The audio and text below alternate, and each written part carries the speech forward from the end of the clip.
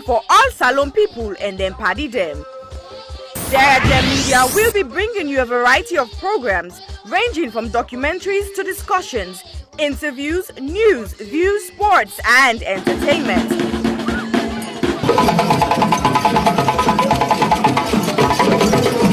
Our programs will contain matters on development, governance, the economy, and issues that are of importance to Sierra Leone. So, no left BNO because we get Bebe program then like Salon discussion, meets the ministers, the president's hour, and the Gladi program. Look me, I look you. All this they start soon na www.sarahjmedia.org. Now who's tem these?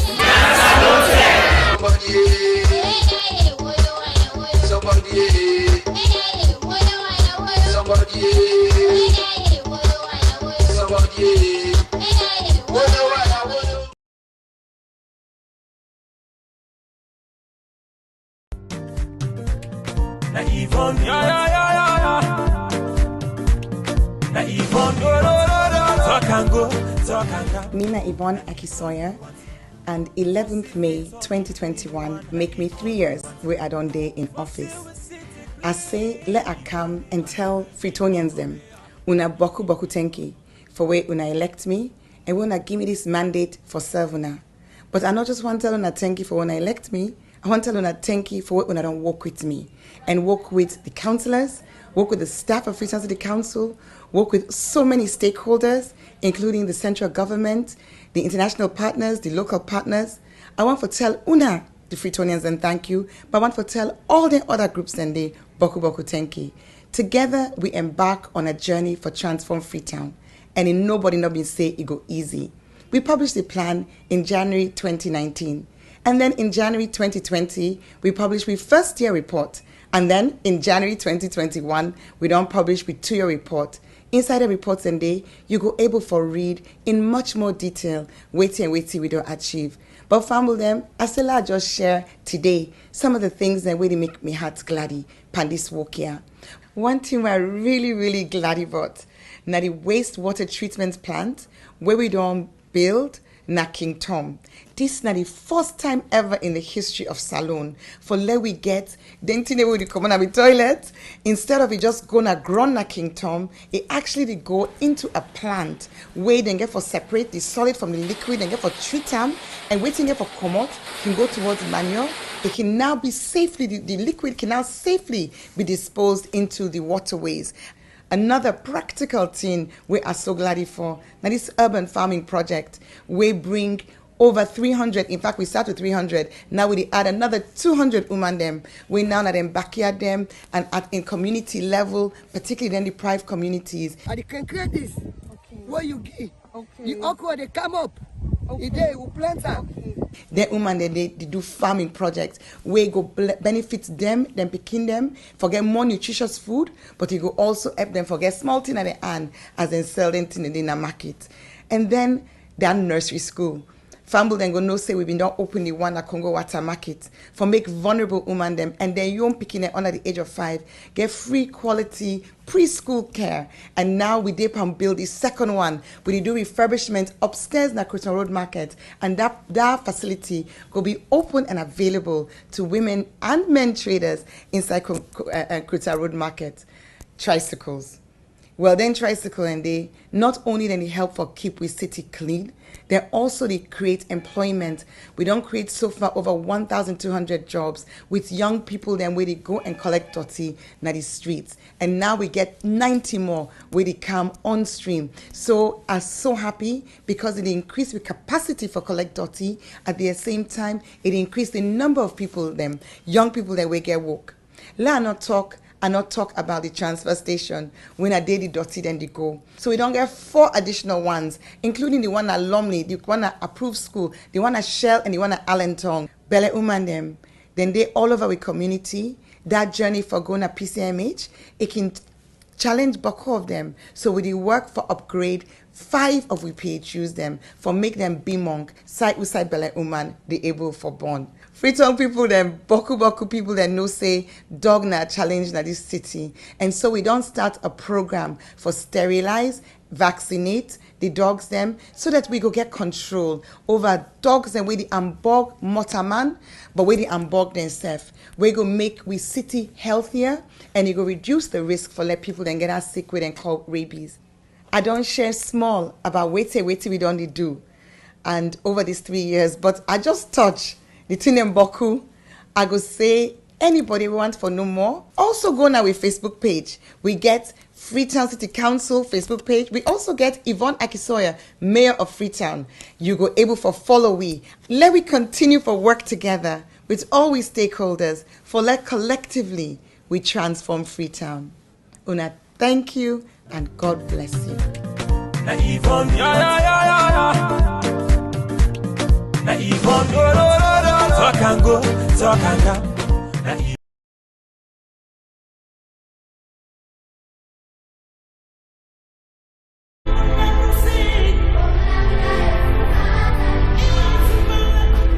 When I was young, a lot of things were different. Unfortunately, most of the differences seen now are heartbreaking and are not good at all.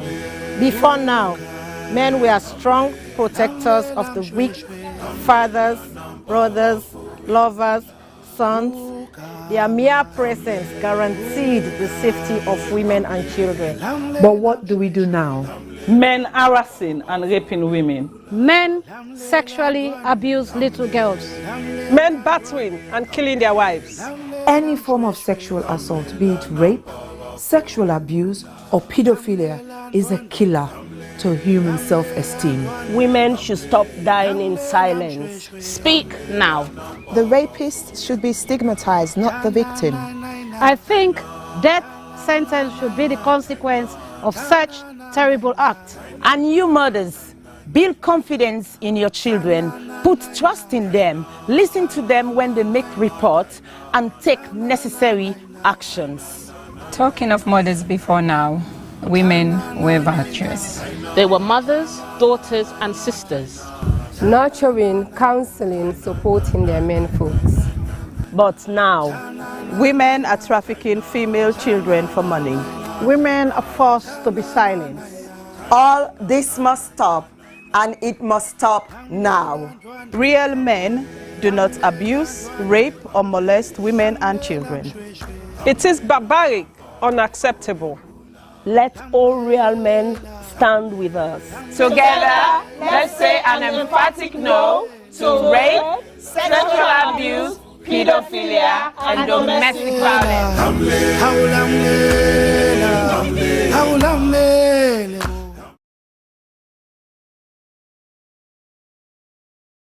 I was raped multiple times by my aunt's boyfriend when I was 6. I was repeatedly raped at the age of 8 by a close family member. I was raped at 19. I didn't speak openly about it because I was ashamed and afraid that people would judge me. I was raped at age 5 by my caregiver's husband. On June 17th, 2020, 5-year-old Khadija Sakho, a beautiful little girl from Freetown, Sierra Leone, was repeatedly raped and strangled to death, allegedly by her own cousin. Her death shocked the nation. But in truth, in this small West African country, 9 out of 10 girls experience some form of sexual violence in their lifetime. Think about that for a second. 9 out of 10. That's 90%. My name is Aisha Sasay. I'm a journalist and activist. I'm joining forces with Idris Elba and other activists from across Sierra Leone to support the survivors of sexual violence with the Survivors Solidarity Fund. Please consider donating whatever you can afford. All monies raised will go to 4 local organizations currently providing free medical and legal services to survivors. 5-year-old Khadija lost her life to sexual violence. That same threat remains for millions of others. So this is also a call for you to use your voice, your power, to draw attention to an enduring culture of rape. Together, We must end it now. My name is Aisha Sasay.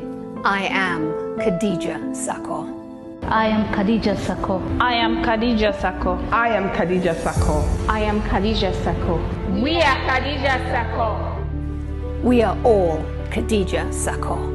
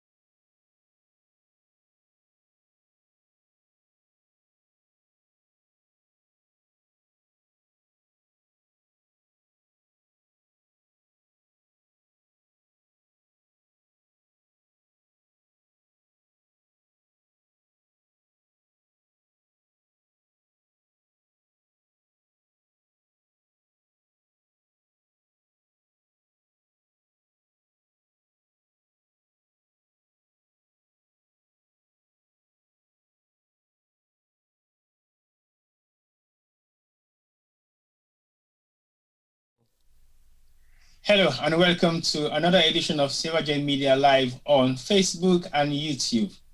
Today we have a very special Friday edition for now because we believe, as we always say in Sarah Jane Media, anything can happen and anything can happen. And if anything happens, we respond. So today we have a special program put together by Sarah Jane Media team in Sierra Leone, in the UK, and in America, and in the rest of the world, everywhere. So today, we can talk about things that were very important and also things that we feel to say get a lot to do with the community and how we communities stand behind each other and stand for each other. But today, now me one and Femi possibly. Femi go join me, but not too sure. But yeah, today is just me. Well, Juma, I sent him on some assignments. So the one that we look forward for see Juma today, he go come. And when he come, definitely when I go see him. And if you not see him, then I can interact with them or ask him all the questions they want to ask him. But likely he might be on the chat, maybe chatting with you guys and having some amount of interaction. So like I said earlier on, today is a special day, Friday, and we'll bring in a special program we feel to say need the public attention. A special program today now about one of we statesmen them. We don't serve the community, we don't serve the country, we don't serve humanity. We don't do a lot of stuff within Sierra Leone and out of Sierra Leone as a representative. But guess what? Sometimes we grow young, we grow old, we grow out of we Yankee to the work in the do, and then they can make something and then we stay away from the public domain and we end up for become what? Pensioners. So we retire. And when we retire, it doesn't mean that's the end of our life. It means we've retired from the public domain and then we go now we own small corner now and live with peacefulness and live with peaceful life with the families, and we make sure say we share we love what we get. So on time, the time they will not be get because of the workload the way they will put by ourselves. Now we have the time to have that community cohesion with people we don't see for some time. But today we have a special person, and that special person is none other than Honorable Edward Turay. He was a politician, a diplomat, and one-time former leader of the opposition APC current party from 1996 to 2002. And he also served as an ambassador of Sierra Leone to the United Kingdom since 2010 to 2018. But in terms which for make he retire, because of course we all know how long he don't serve the community for as a lawyer, as a politician, as a diplomat, and also as a family man. But when that time comes for like you say enough is enough for public service, you have to go back home, relax, and spend the rest of your life with your family. But there has been a lot of issues around this fine gentleman where everything don't go around way good, way bad, way people don't know, people that don't understand exactly what is happening. So the family of this fine man realize, say, well, then Papa don't go back home. And definitely they need now to be around and spend more time. Because as a statesman, as a politician, as a diplomat, you really don't have enough time to spend around your family. I have been part of that experience in my life as well, because anything in the way Papa and me into politics and actively involved into other community work, we hardly see them, we hardly spend time to them. So the hope and praise, the way they retire, at least we go forget that kind of quality time now will not be done yet whilst we were younger or whilst them be engaged. So today we have family members, two fine young women. Well, I go let them introduce themselves to now and tell you that before we begin talking a little bit about them Papa and what their Papa mean to them. So I'm not going to go by age discrimination because I know for say age discrimination, we are very concerned about that in Sierra Leone within our culture. But today they break the age discrimination taboo and starts from the younger and then gets to the younger and to the younger. Nobody is older than each other, so I can tell you which one are the oldest or which one are the youngest. So I'll call on Amy. You don't correct me earlier on, you say not to name that name, but I will still make up. Welcome, Amy, to the program and tell people them who that you be and why we're here today. Thank you. I'm sure I can be heard at this time. I'm going to try the Creole way, since you don't put me to a test earlier.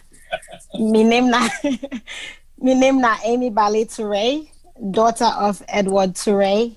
I live in Virginia in the United States of America, and just honored to be here to be able to talk about my dad. You know, to many of you there, he is Honorable Edward Turay. He is APC member. He is ambassador. He is a lawyer. He is all of these things. To me, he's my dad. Wow, that's good. Again, it's a shame for some of us we not get to Papa around, but yeah, we still feel proud for share una Papa them because definitely everybody's dad is everybody's dad, especially in the country we come from. Well, right. I will call the second person within the studio with me right now for making introduce himself and tell people who I be. Over to you. Yes, good afternoon, good morning, good evening, wherever in the world you are tuning in. Thanks for joining us. I want to say thank you to Sylvester and the team. Thank you very much for having us. I'm Mariatu Turay Aka. I'm one of the many daughters of Edward Turay, who is our dad. I live in the UK with my family. And today we hope that we can bring awareness to, if you like, in short, our dad's plight. So we are representing a number of siblings who unfortunately couldn't join this call, but we will be talking in length and in detail about some of the issues that are relevant to him at this particular point in time. Thank you very much, Mary. I can always call you Mariaka because I know for say the Aka name now one of we best. No man. I know, yeah. Really. But I mean the kind of determined over the football, but never mind anyway. But anyway, you call me one name where people don't know me, but that name you look left on first. Okay. That name is a diplomatic name. But I know say we're here for a purpose, and I don't introduce the two sisters. Like you clearly say, there are other siblings who possibly are not meant to or are not possibly here tonight just because of the other engagements then. And we could possibly get one or two of them for say a few things, either by video calls or then go join me doing this live program. So I want to go to the point straight away and ask the most important question. Why are we here? And give us a short background history about your dad, what he was like as a father, what he was like as a diplomat, what he was like as a politician, what he was like as a lawyer. Give us some of those experiences so that we can understand exactly who he was when he was a younger man. Now, we can do this in chunks, okay? So I went back to Sierra Leone with a dad when I was about 3 and sort of left when I was about 14. And those years I would classify dad as, the sort of career man who was very focused, very ambitious. I always joke that dad is a workaholic to the bone and remained so until his retirement. In fact, I don't think I can fully remember dad ever taking a proper holiday. He took pride in, the different hats that he wore, whether it be as, someone in the legal profession, as many people would know. He was one of the foremost barristers in Sierra Leone. He was also a politician. He was APC member, APC grandee, if you want to put it that way. And, as the father during those years, he was very much one who loved and breathed his party, loved Sierra Leone. And I grew up seeing my dad just like working and just being passionate about the things he believed in. And those who knew him during those times knew that he was a man that was outspoken. He, spoke, boldly about what he believed in. He wasn't afraid, to share his views or to stand up for what he believed in. And in that process, of course, as we know in the political sphere, a few heads may have been bumped, but that was my father. That was the man I knew. He wasn't the sort of soppy or, soft type, if you like. He wasn't the sort of father that would go buy you flowers or that sort of thing. But he took care of us and he took pride in taking care of us. As I said, growing up, I remember sometimes I used to be jealous of the APC because I used to think, oh my God, dad would jump up like this and run to any APC thing, whether it be campaigns, he'd be running to the provinces, to just do what he believed and he loved doing. And, I would say that those early years were mostly characterized by that. But as he grew older and I guess as he settled into himself being that statesman and stuff like that, there was a more softer side, more fatherly side that started to emerge. And I will go back to sort of the early 2000s when he was sick. And he came and lived with us, myself and my husband, in the UK. And we took care of him. And it was a really special moment because those times here was a time when he wasn't particularly, like, yes, you say, going to work or worried about work. He was more worried about his health. And I remember in our kitchen, him and I used to sit in the kitchen late at night and we would make like hot chocolate. And we had many discussions and I got to see my dad and experience him in a different way, and which was beautiful because he would tell me stories about, him growing up and what it was like when he was growing up in the village and when the missionaries came or, to Sierra Leone and how he got a, scholarship. So he really dove into stories of politics and the things he'd experienced. And he gave a lot of life lessons as well to me. And it was really nice to have that and to also see him amongst his grandchildren and embracing them that way. And then, of course, when he became ambassador and came here to the UK, it was really good because here he was amongst us. And you could see he really made an effort because he would invite myself and my family, his grandchildren and other siblings that were here to come regularly for things like dinner at the ambassador's residence. He will come over. He wasn't always good with birthdays because I always used to say to him and give him a cue that don't forget, your granddaughter's birthday is this. So you have to call because you're competing with Edward, father, who is very good with birthdays. So I used to give him little cues like that. And he would make his, he would do his best. And I think for me, those were really beautiful times because I really got to enjoy my dad. He had more time and he would see he was making an effort. And he would have his grandchildren around and he would support me because I'm in business. So even when I opened my boutique, it was really beautiful to see that he actually scheduled it in his diary and made an effort and he came on time and he was there. And it was a proud moment because he was so proud of me. He said, Mariatu, I'm so proud of what you're doing. And, there were other occasions like that. Like I had, events that I'd go to where he would come and speak. and he would share his story. And it was just nice to see that side of him. So as I said, coming to the UK and being here was really special, really, really special, and a special time for his grandchildren as well, who got to know him better. Well, you don't take all the share experience. What's the Amy now? She has a lot to talk about. Yes, I share a lot of Dad's work ethic because, to this day, I've garnered a lot of that from him, just working really hard. I share very similar feelings and with what Marie just said, because I remember one time I got so angry with my dad. I said, "You married to APC. APC now you wife, APC now you picking, APC." It's all about APC. Where do we fit in? I used to always feel like I was secondary. And so, he actually sat me down and said, there's no such thing. My children are always primary. APC is a family that I have, but my children, supersede that. I've always had a warm and fuzzy relationship with my dad. At times people would say, you did teach your papa like he's your grandpa.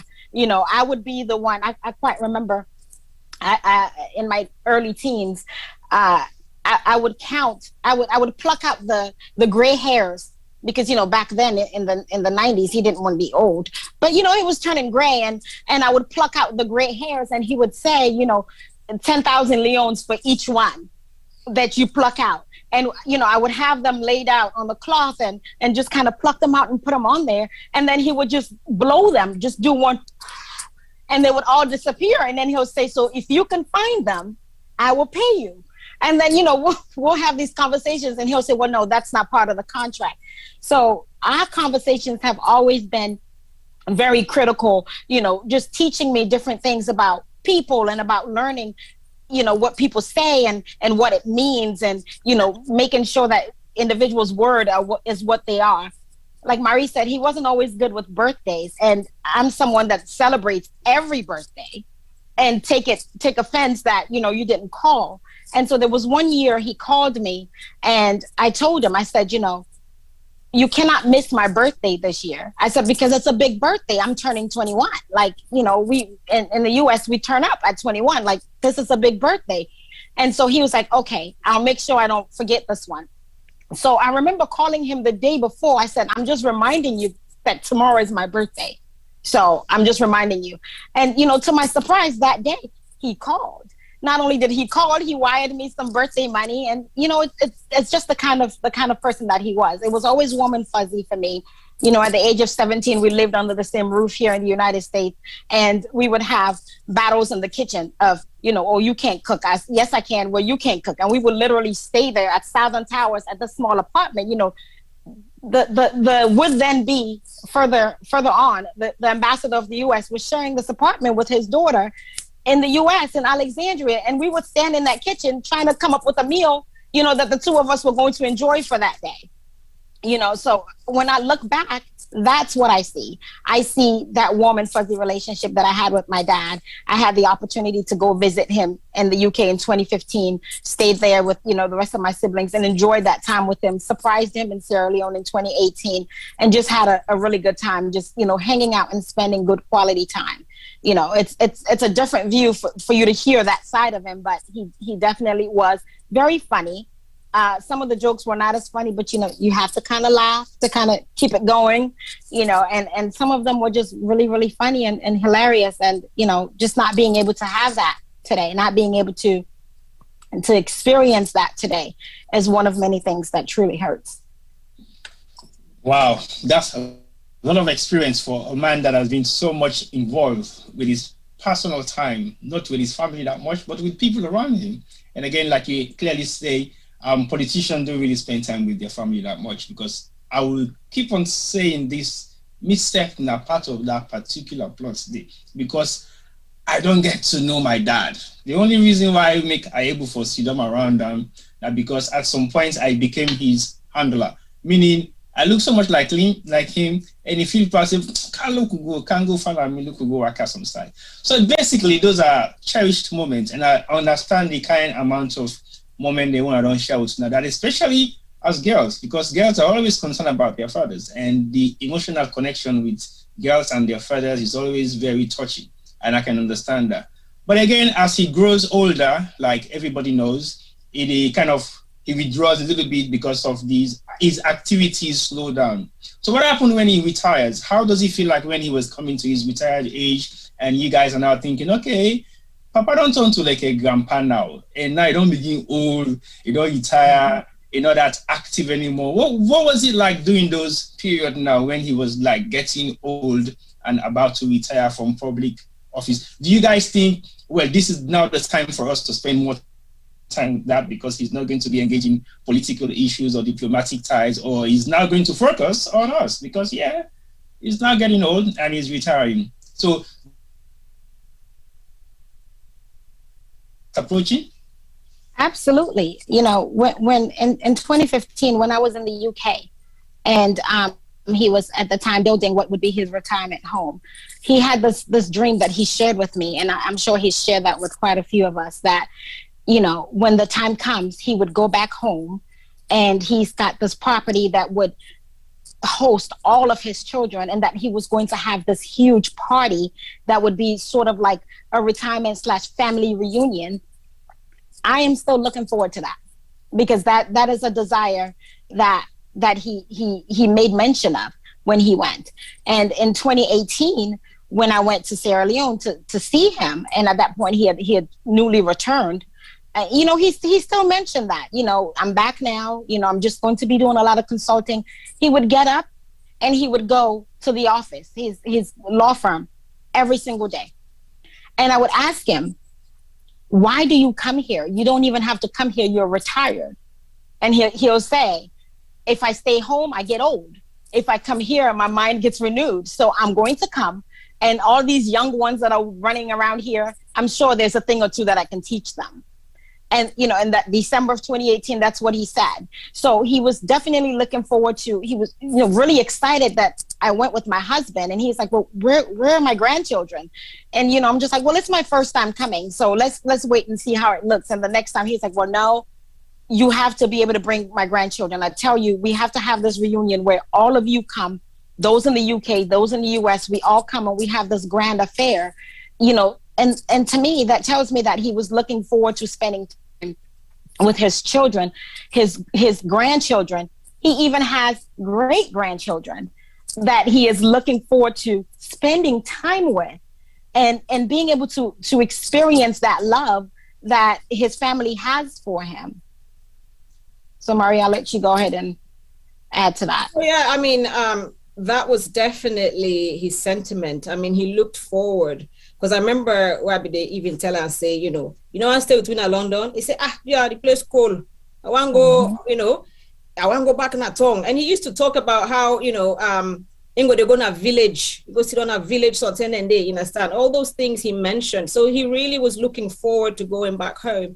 Now, of course, you know, for someone who is seasoned at always being busy and working, even as the retirement was sort of, you know, we knew it was coming, you know, he went and did a master's and all that sort of stuff. That's the man's, you know, mentality. He always thinks, you know, you have to keep yourself going, you have to keep on learning and that sort of stuff. So as Bale said, when he went back, you know, I was even surprised to learn that he was getting up every day and going into the office, you know, like clockwork. He, you know, that is an early riser, you understand, and he would be up and he would be gone. And, you know, that's the man, if you know what I mean. But he was looking forward to it, and he was always saying to me, we can't salon. I know, you know, they can't that often, but we can't salon. You know, go talk to many people there now. I don't build those. You also they get boku them. You understand? The other hosting at the yard, so the picking them go all come. You understand? You go bring, and because I have a son who's named after him as well, and after that, because my husband is also Edward, so both of them, you know, I sort of play between the two of them. Oh, Edward's named after my dad and you, so you guys can fight over him, but you know what I mean? And he loves Edward, and he was like, Edward fiba me be small, you understand? He, you know, they talk about Edward in back to ball, but when I think that the chin, you understand? He said, oh, it's way back to ball, just like you, then kind of thing. So it was really, you know, he was really that sort of animated, you know, father. He was always animated. As Bale was saying, you know, he's quite funny, you know, very animated, loves to tell jokes, and, you know, like you know, I think I always used to say, if my dad wasn't what he is, what would be the next thing? And I think actor would be it. You know what I mean? Because he likes center stage and all that sort of stuff. And when he had us around him, it was like, yeah, you know, here is grandpa, here is dad holding court. Because that's how I used to feel around him as well, that he was always sort of there and trying to, you know, entertain his children or share, you know, interesting sides of him. And, he, you know, it was nice to see that. It was really nice to see him playing with his grandchildren, if you know what I mean. And one of the interesting things, he would always laugh, say, well, I go salon, I will always get black diamonds. Because when we used to go to the embassy, you know, when grandpicking and they go, now the black diamonds, he can get an and they pull them. He says, so where I go, I said, the black diamonds go, they go come for black diamonds, you know, those kind of things. So he was looking forward to it. And we were looking forward as well to going back there and spending time. And as he was saying, they bring all, but he always talks that they bring una all together. In a style, we all come together, una all go come one Christmas, una can dinner, the whole family, the picking the all man, who are they Europe, who are they US, who are they all man go come. You know, he was looking forward to that. Yeah. Wow. Yeah. When you mention if you're not being be a politician or a diplomat, what team if be? I think if a pastor be a comedian, because at some point, the few times they were don't say I'm out of duties, he will crack jokes that you might even be thinking, I don't want any crack jokes, so he's very flexible talking around and making himself very easy going with people around. But many people don't know that side of him because they see him like a diplomat. Some people are not even comfortable to approach him. But I think he's very much approachable. And if you're there with him in confinement, you will know how relaxed he is. But again, the thing with politicians and statesmen, when they are in the public domain, they're always like, don't come near me, don't touch me, don't look at me. That is just the norm. Sometimes some people find it very difficult to approach them. Sometimes people find it very difficult to actually have a conversation. But like we don't see how those things happen. We don't hang around with fear of them. We possibly understand the way how they break into their own softness and say, Vanna, something more, crap jokes. But anyway, that is just the short part of the fun type of person where you be. But I believe say everybody will look forward to the retirement of their parents then, especially when they don't get some kind of hectic schedule with work and other personal issues then. So now, let's come to the nitty-gritty of this whole entire purpose of us sitting down here. I believe, say, Una Daddy don't go Freetown after 2018, and then he realized, say, I have to now stay home and live the rest of my life now in comfort and enjoy myself, whilst I'm not even bothered to be going to work, even though it's still thick, I'm saying, for going to office every other day. I kind of very much amazed that, he's still going to office every day. So that means he wasn't even retired anyway. He just got salary no more.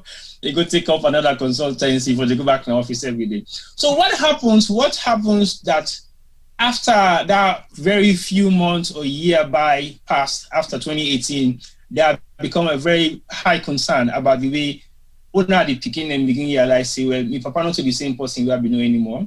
All this drama we don't kind of get with time, we will be young, we don't old, we don't born with picking and I don't turn grandpa. It's totally different from now. What was the concern that you started to see around him that made you think, okay, I think we need to get slightly more details of what he papa up to and what he actually go about within your personal life. So what was the concern in terms of his health and other issues regarding him going back to Sierra Leone after that first year? So Uda want to answer. Okay, let's answer. I can start. Okay, no problem.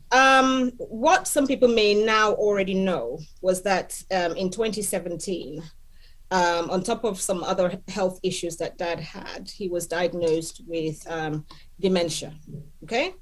Now, I have always known and admired this particular trait I'm going to just mention briefly about my dad. My dad has an impeccable memory, you understand? That was one of the things I admired, you know, and he was sharp, you know what I mean, quick off the block, that kind of thing. And we as a family here started to notice that something was wrong, because you would have conversations with him and like 5 minutes later, he would be questioning you when not having any recollection of those conversations.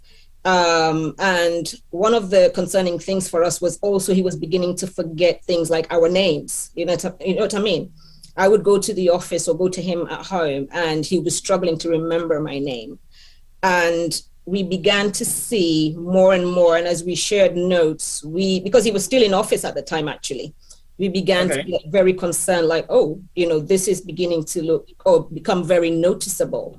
And in fact, it was our sister Howard who prompted him to go see his GP and say, Dad, encouraged him, because, they don't like to really go to GPs and stuff like that. And Dad was no different. So my sister encouraged him, and he went to his GP here in the UK. And that was when he was first diagnosed with dementia.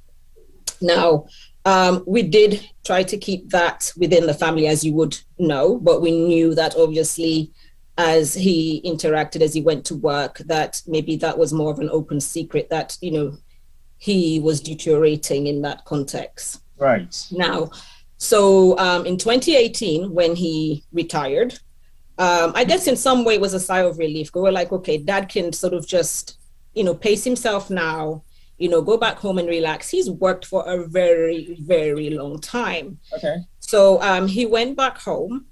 Of course, as Bali and myself mentioned, he'd already built his retirement home by then. And we, of course, as siblings and some very close family members who were back home, sort of said, this is what Dad's going through. We have to keep an eye on him. My sister and my other brother, Sal and Aminata, were based around him in the compound that he lived in Freetown. Okay. Now, and the idea was, and we had another brother who was called Obai, and they were there to keep an eye on him and just make sure that he's okay, because we knew, and of course Amy's in that field as well, so we knew that as time would go on, he would continue to deteriorate, and so we needed to just rally around him, which as his children we've always done. Now, during that time, his driver here, Raman Sanko, Raman Sanko and his wife, who we know by Aissatou Fina, introduced a woman who they said would come into the house to cook and clean. Okay. They said they knew this woman and she would do that for Dad. And that's fine. Yeah, Dad's home. And this woman was introduced and her name is Mariatu Bangura. Yeah. I think even when Ballet, you met her in 2018. Am I right? That's correct. Yes. And things sort of really, and this is where it's very, interesting, because things really not too long after that went downhill, because this woman that was introduced to Dad's life somehow got married to him. And before that, actually, we were calling Dad, because in 2018, I was calling Dad, I was getting him, he was picking his phones. He had 2 phones that he used even here in the UK. Okay. And sort of towards early 2019 and stuff like that, it started to become obvious that we couldn't sort of get through to Dad. And I think Bale, who calls a lot, was one of the first people to say, I'm a bit concerned, I'm calling Dad, can't get through, that kind of thing. And Bale, do you want to pick up here? Because there was the incident in Morocco that you can highlight as well. Well, I just wanted to ask Bale, before you drag her in, I know you're practicing, you're a nurse by profession, right? And I believe... I am not. I am a mental health therapist by profession. Okay, so basically, I know you have a lot of experiences around these particular illnesses. What are some of the major concerns that you might highlight before you start even looking at your dad as one of your patients, if you're going to have him as a patient? Give us like a small insight of what it's like, anyway, for somebody really to go through some amount of dementia. What's in italic to the outsiders foresee? Okay, so for somebody who they go through dementia, by the time they come to me using my profession, you go don't notice say there is an impairment in their memory. There is definitely an impairment in their cognition, the ability to make decisions. Sometimes they will become very paranoid out of fear that someone they try to do something to them. Sometimes they will forget things, then will get lost. In the United States here, if your dementia progresses, then we'll put you through evaluation. And during that evaluation, then we'll determine whether or not you get the mental capacity for make decisions pertaining to your welfare. So in other words, attending to your activities of daily living, handling your finances, handling your well-being, taking your medications, attending your appointments, driving is a big one. And then go take away your driver's license. Should you become, in a situation where typically you go see people and they don't left their oaths for goes on side. And then in the interim somewhere, then gets lost. And then moments of confusion happen. They don't know side and they go, waiting they happen. And at the same time though, then same people and they go get very lucid moments where they go get a good conversation with you and make sense. But if you listen keenly and the conversations go long enough, you go realize there's some things that don't make sense. You go realize there's some things are kind of, that's kind of missing. The dots are not connecting, if I'm making any sense. From that point in time now, when you begin to talk to your papa, you begin identify some of them symptoms that also make you get concerned? Absolutely. 2018, prime example. Like I said, Daddy would go in our office every single morning. I reached there that day, I spent about 3.5 hours with him. We just sit down, just lean back in a chair, me lay down, and he gets a mini sofa that's there, just lean back. We carry conversation, just hanging out. That's it. My man just got me off in the office and left. So we don't talk. We spent pretty much the whole day, had lunch, everything. I left.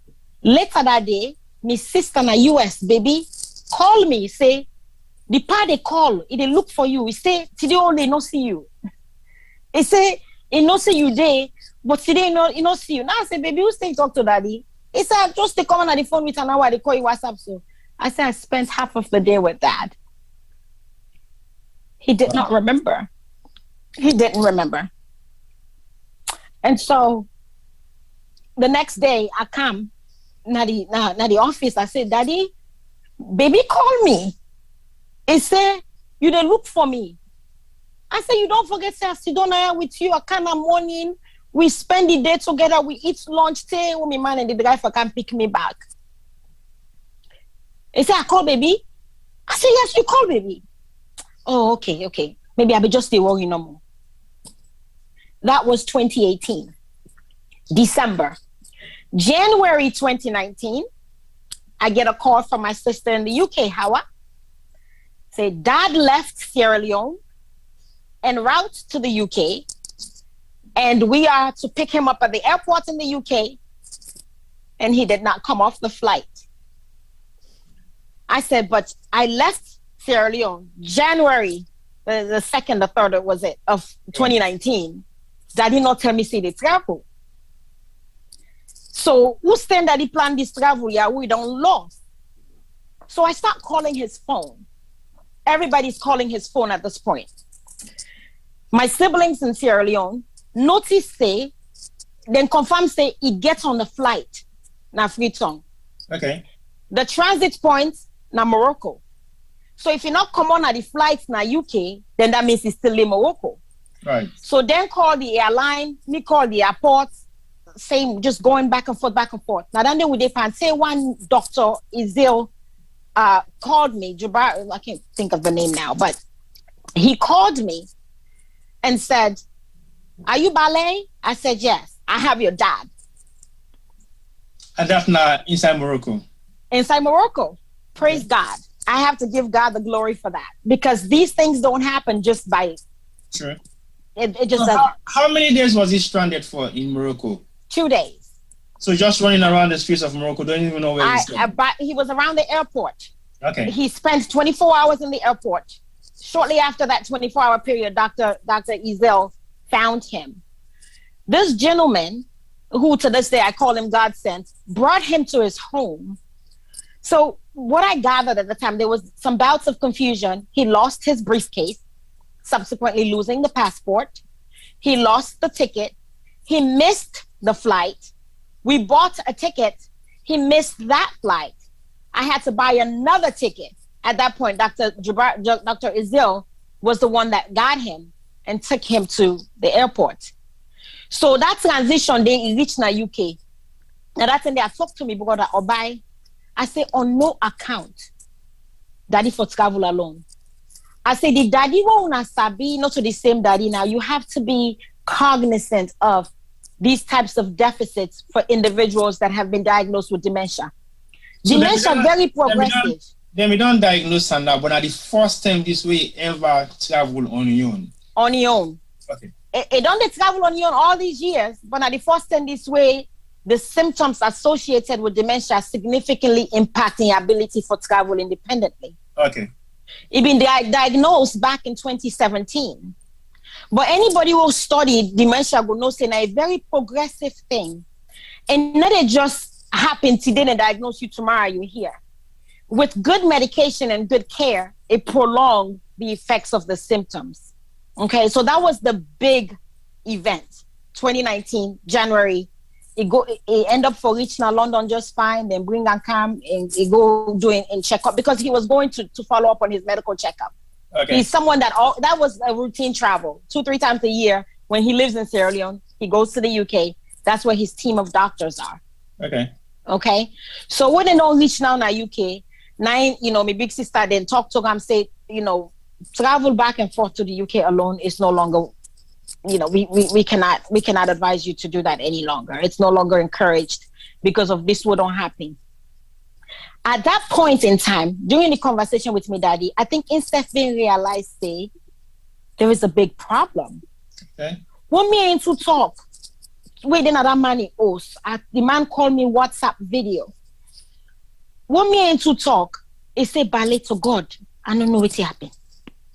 He was lucid during that time. He said, I don't know what happened. He said, this not ever happened to me. He said, I don't know what happened. He said, I lost all thing. Now that Monday night, EPA now, then go to the airport security, where they not locating in suitcase, in briefcase, we been getting hand luggage briefcase.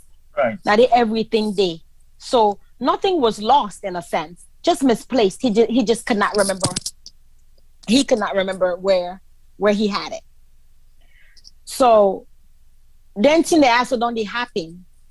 So he don't in the UK for some time. I think he was there about 3 months.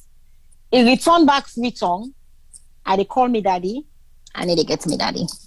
So immediately after I return back to Sierra Leone, communication becomes what? It stopped. Not normal anymore. Okay. It ceased. Communication ceased. July of 2019, I at least say the cook, the maid, is now a wife. I said, well, that can't be possible. It just cannot be possible. Why not? Well, there are some things going on with that I wouldn't address because there's a case. There's a case within the court system that I will not address. But I will say, a man that is already legally married cannot have another legal marriage. Okay. And so I cannot address the legality of that or make any comments regarding how legal or illegal that is. Okay. But I know from a child perspective that cannot be possible because I met her in 2018 and my papa talked about creating a new man this night would help me in front of her. Okay. He never said this was a fiance. He never said this was a girlfriend. He never said, matter of fact, they had separate rooms. He gave me a tour in their house and they had separate rooms. Okay. So there was no concern for me there. So you have no concern to be concerned about because at the end of the day, your papa introduced this woman to you as the woman who look after him and not as his wife. With the assistant. Dementia patients don't marry. But then, like you say, it is under legal proceedings, so we don't want to discuss that because definitely not to be placed for discuss that particular issue right now. So we'll put it aside.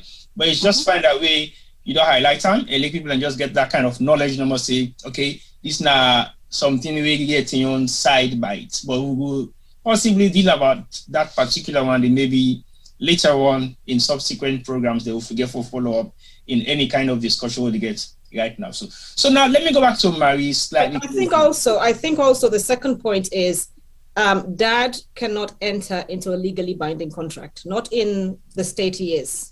Not with a diminished mental capacity. Not with that diminished mental capacity. Okay.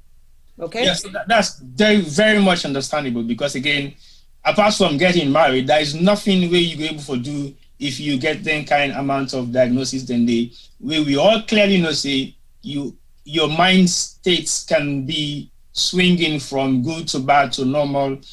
You are not stable in terms of how you think or how you relate or how you respond or how you evaluate things within your surroundings. But is there any kind of attention that has been given to him whilst they don't diagnose him now, say he gets dementia, and it didn't as way?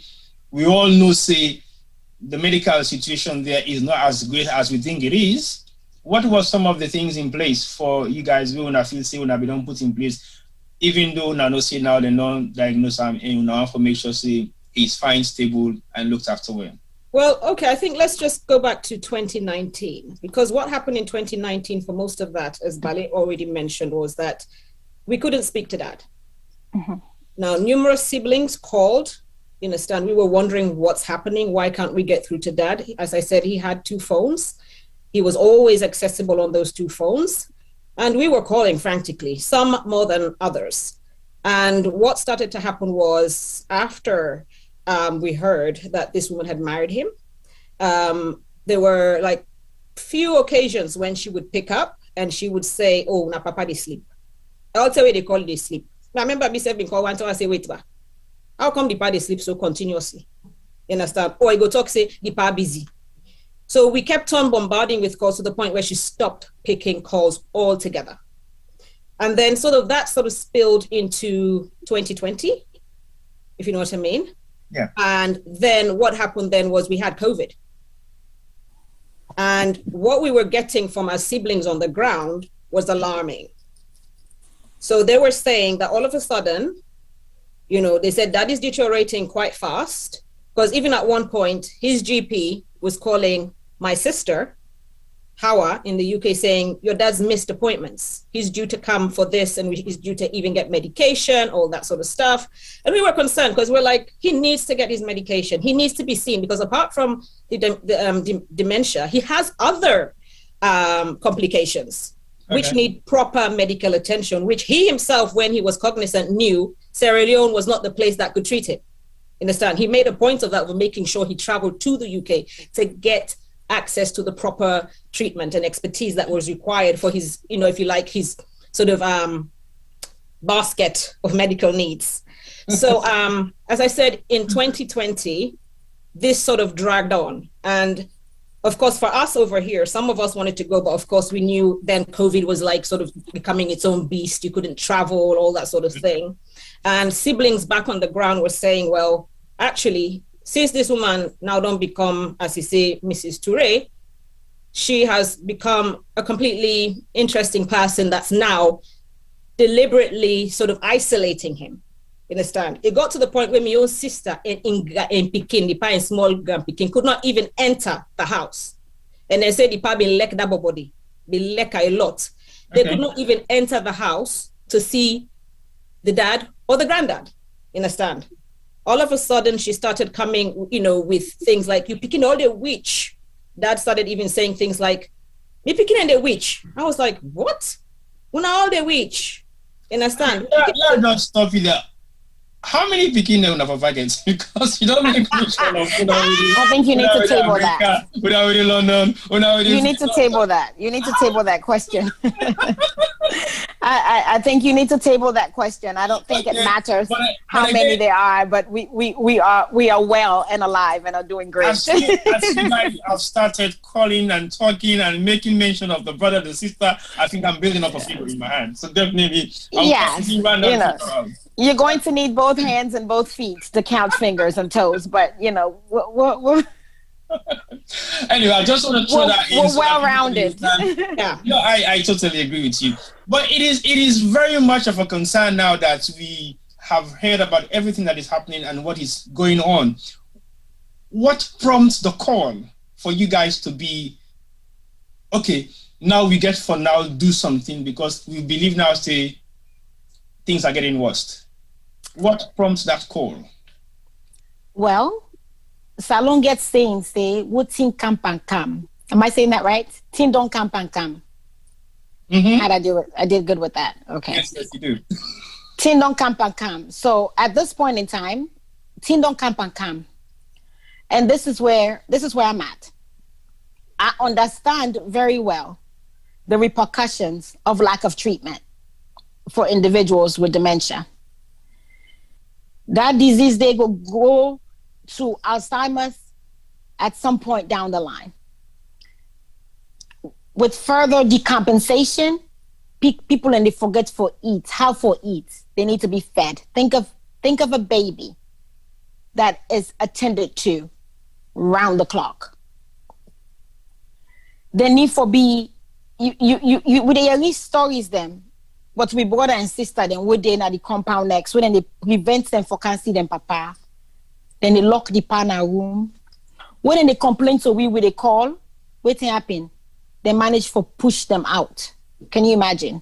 Right. The children of the man who owns the property are being pushed out.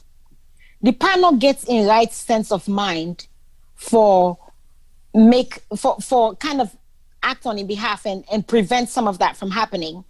So we sister and we brought at it because of the sake of peace. They allow themselves to be kind of pushed out. So now they don't come out. Now eyes know they pandipa. Me wouldn't I so I don't send several people them for go see what me daddy. Yeah, take phone. We reach they call me make us see them. But when they get there, they're not allowed in.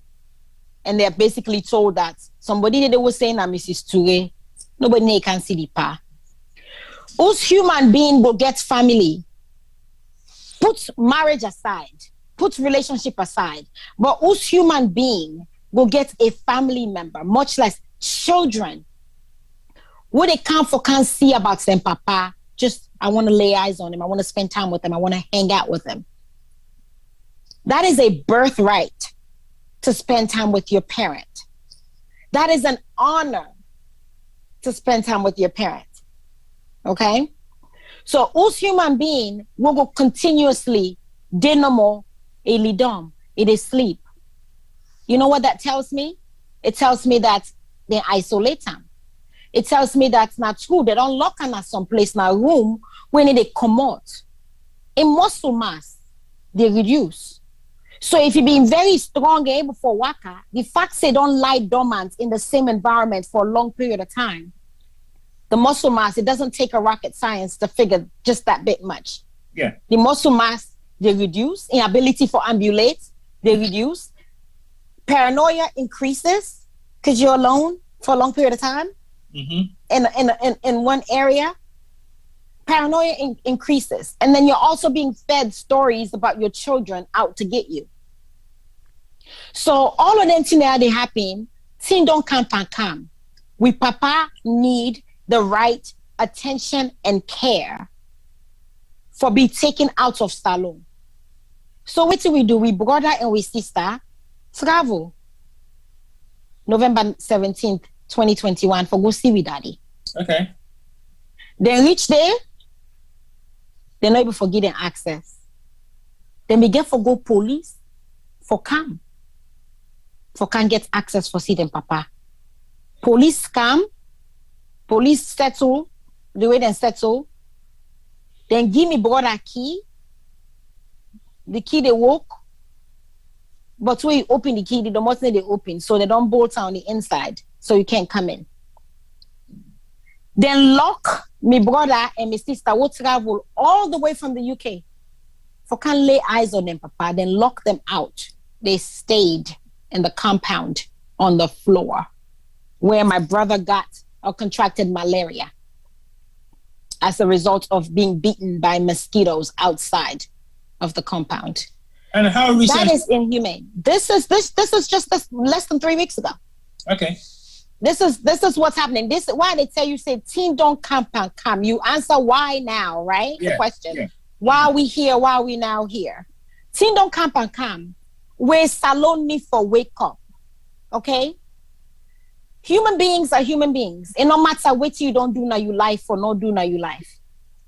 When there's a point in time where someone has to show some level of humanitarianism because somebody else defenseless, nothing really happened towards that. What would they see? Would they see crookedness, for lack of a better word, of people that were positioned for help maintain the peace? We dey do everything the right way. We don't go police. All of them, New Englandville police, so what's CIDO. not the response to the police? They want to go police because you don't make mention of doing things the right way. What's not the feedback when I get from going to the police, approaching the right stage of usai exactly on it for go in terms of the issues they want to get concerned over? What was the outcome of those visits? So you go to this station say go to FSU. You go to FSU say go na court. You go na court, it's being tabled, it's sort of waiting, right? You go to Minister of Health, you go to this person, that person, that person. Access was provided. That's one of the things I would say was granted. Access to dad was provided and the key was provided, but it was only but for a moment. Okay? For how long? The first time access was 24 hours. That very same night they were locked out. So maybe not quite 24 hours. They were locked out and they spent the night on the floor, on the ground of the compound, on mattresses that neighbors provided. That level of humiliation, that level of embarrassment for can't see you, daddy. Wouldn't give them that access there. We brother and we sister then call we on video chat. And I was broken down to tears by what I saw in comparison to my dad that left the UK just in June. July. Hold on there for a second. Let we see if we can able for play one sound bite of the cry for call or the call for cry, the concern, where is una concern, and then we also play a second video of una brother with the feet on right now. Hold on just 1 second. Just 1 second. No before you play that video there, I want to let everybody realize, say, and I'm glad you mentioned that, because you say, why now, why here? Yeah. When my daddy be in the UK, he called for help. He stated he was being abused. He asked for help. So no human being no go listen to that, much less a son or a daughter, and lay dormant and sit still and do nothing about it. So the narrative out there, what people don't know, why would they do this? Why now? Why, oh man, they can't this? Why they? Because now we daddy. Why now? Because this is where he is now. Why now? Because now he is in Sierra Leone. Why now? Because now is where he needs help. Now is the time that we need to do something, because now he had a cry for help. Can I come in there? Okay. Yeah, go on, Mary. Now, because I think the context to this is really important. Now, in March of this year, we've been there for find out, say, just by chance, say, this lady, where they call Maria to Bangura, where the married woman now, Maria to Turay. Allegedly. The driver, Raman Sanko, and in Wef, Aisatu Fino. Then bring the pa inside in the UK. They not tell none in picking them. Now by chance, where the pa can sick na den house, where they not been get no choice, but for now go put on a King's College Hospital. Now by chance, somebody where sabi the pa get in touch with in picking Edwin, tell and say you papa then at the country. It came as a surprise. They not tell we don't know nothing. Edwin go na King's College Hospital. He track the pa down there. He talk to the pa. Now we get for realize, say, even the next of kin details them, then change another system. Because me and my sister, now una be the next of kin to the pa in GP. Okay. Go then pull all down there. So now down there kickstart, we fed really for help the pa, because the pa talk boku. Some of we capture on a recording where I guess say you can play. They ask for help. Say, do you want to help? And pull all down there. So now down there kickstart. Okay, sorry about that. Okay. So I don't know if we man himself done already with the cry for help audio, Mr. Palmer, because the cry for help audio ambulance, now the audio way raised the concern for say Turay need some help, and definitely if you bring somebody come into the UK without the knowledge of the person in Pikine, I know for say that Nanemboku, but the number one is about 12. Maybe you go exceed that. But that 12 day, it gets for do with 4 in America, I think 5 in the UK. the one and a Freetown that are not able for cash count of. But again, this is very concerning because the reason why I feel say this particular program very concerning, because this now one just person, Honorable Edward Turay. But if we look at the perception of what we talk about right now, is totally different because we have so many people of Eddie Turay in caliber and in age gap where they go down to them particular issues there. So we're not going to say they all get dementia or they're all done diagnosed with some kind of issues that really affects their mental state. But we believe, say, in life, the more you grow older, the more you deteriorate in terms of your ability to do and ability to assess and ability to think. So we have to be very cautious about some of these things there. So because if we not become very cautious of them and highlight some of these concerns, today is Eddie Turay. We don't know who is going to be tomorrow. So if we don't start to put things in place and highlight some of the issues that are, so I think say we old generation has a lot to suffer because it's not thing we don't talk about on this program them for quite some time. What are we doing to the aging population? And I believe say we definitely get to come up with some issues them or programs they're waiting on the pipeline. We get a lot for do with aging population in Sierra Leone. There are many people doing a lot on that. There are many people who wants to do a lot on that as well. But also, there are many old people that have been forgotten. Eddie Turay might be somebody of caliber who gets speaking away before stand for them. Now, think about those that don't have people around them that can stand for them, that can defend them, that can compete and say to people, no, this is not my parents. You don't have the right to abuse my parent just because my parent is old. You don't have the right to abuse my parent just because my parent has lost some sense of earnings or some sense of ability to think on their own. So we have to be very mindful. But anyway, let's go to the first audio. Are we ready for the first audio, Mr. Palman? Fine. Let's go to the first audio. Listen to the first audio and make your judgment. Now, let's look at Eddie Turay as a frail man. We don't carry age and we get some amount of dementia being diagnosed about 1.5 years plus, making such statements, and you determine whether this is the person that is fit and able to go into any legal intervention with anybody of any sort without the consent of an enabler or a guardian or a child or somebody where you say this now in guide. So over to you, Femi. Anyway, I know the place. I know that they will pass away. Come from the roads have been faith. You take a film. You will light up.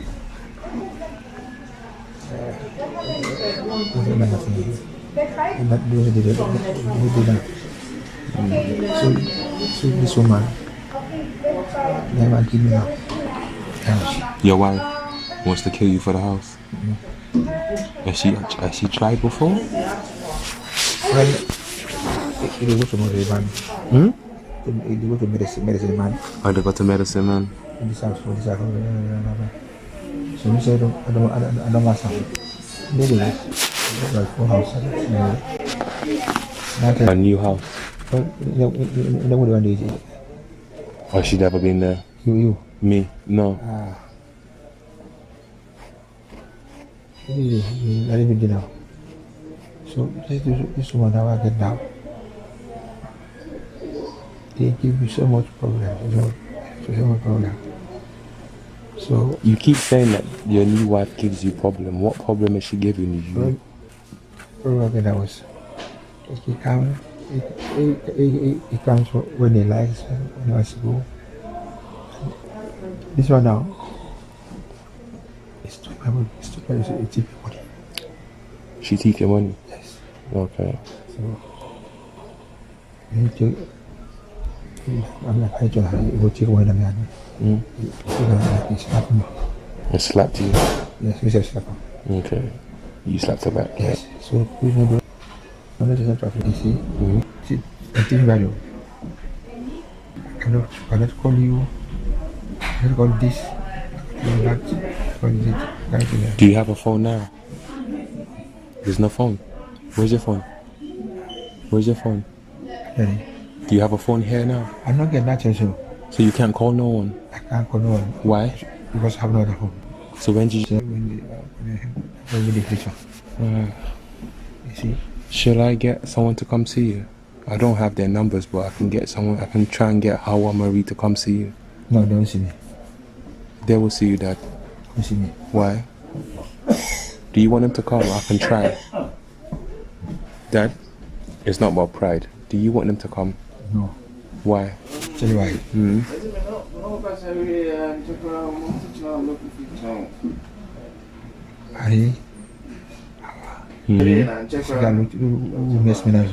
Okay, but hold on. If you need, do you need help? I need help. If you want me to reach out to them or ask them to come reach you, this I will try. They won't come. Do you? How do you know that you have not given them the chance, Dad? That you, if you need help and you're in a position where you can't trust anyone, do you need Hawa Marie to come and help you? Yes or no? If you can tell them, if you can get them to do that, my God, you will break a stone. So you want Marie and Hawa to come and help? I will try and get the number. Well, why? If you want to see me, just call me. Tell you so we'll continue. Yeah, okay, cool. I will try and reach out to them and see if they will come. I don't know, because I haven't spoke to them in a while, so I'll try. Well, you don't understand. Do you speak to Joe? Huh? Joe? Joe is okay. So has he tried helping you? Never. Never? Hawa, let me do that. Harry, that was married 10 years old. Alright, cool. They go empty. Okay. So how long you here for then? How long did they give you guys? What? How long did you get on your pass stamp? How long you here for? Oh. There's no stage. How long did the home office give you guys? The home office will never. Your government has to withdraw you. Okay, so you're here for a while. Okay. Alright, then that's the case. Then I'll try and get Marie and Howard's number because I didn't park the car properly. I'll go and sort the car. Do you want me to come back later or come tomorrow? What do you want? Do you want me to come see you later or come tomorrow? Yes, but you have to take me home. I can't go anywhere. Do you want me to take you home? Yes. You want to go home? I will go inside here. Oh, okay. I will try and get Marie and Howard's number. Alright? I'll come see you tonight or tomorrow. Alright? Alright?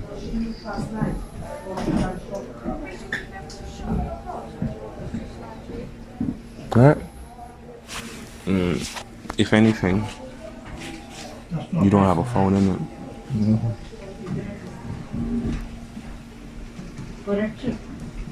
Just ask the nurse to call your son Edwin. I'll give them my number. I'll give the doctors my number. Yeah, so if you need to call, just call them to call you Edwin. Alright, Daddy? I'll see you later. Take care. The food is coming soon.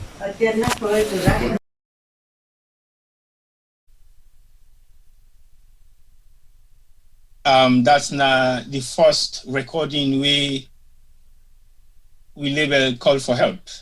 And that call for help, it comes directly from Turay himself because he realized there's a lot of changes that has occurred in his life and he thinks definitely he now needs personal and loving attention.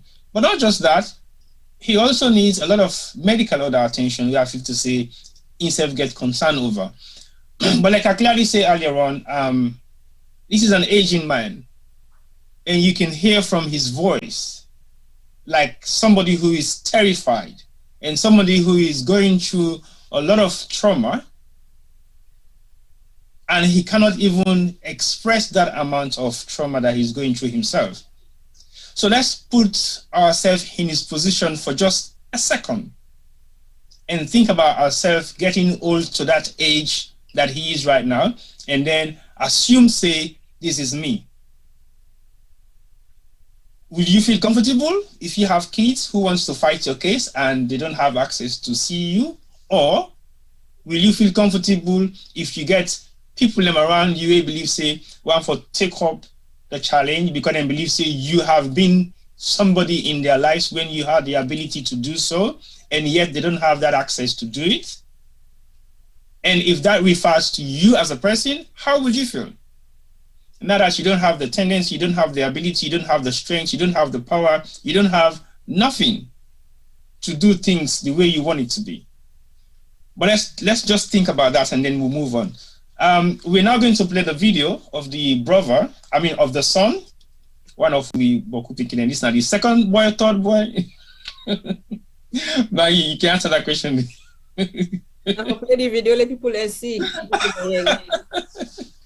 But anyway, with the bloody video of the son, we go Freetown, where they refused access, name Papa and us, where he just want to go visit and see, because he gets so much concern about the status of the health of him Papa, and he believes say he needs to know, he needs to feel it himself, and he needs to be around him and share some love with him. And like we see what in our own statement we make, why he's still in Freetown and being locked out of his dad's house, right, in the middle of the night or so, or after 12. So over to you, Femi. We'll play the video of the son, and then make you now self see and yeah, what in eager for say with your living testimony. Over to you, Femi.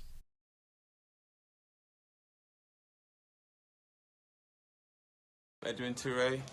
I'm outside my dad's compound, Edward Turay. I flew in on the 17th of last month to come see him. I've been here for 3 weeks. I still haven't had access. I've contacted different police departments for help. I've not been on help. On the first week I came here, the woman was being nice to us. The police came. The woman said to us she would give us a key. I've got the key. After I received the key, the locks has changed.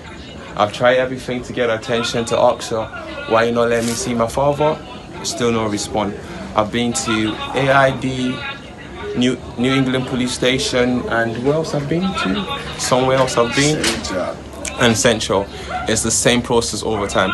I've been to Central. Central said to go make a report at AID. I went to AID. AID said to go make a report in New England.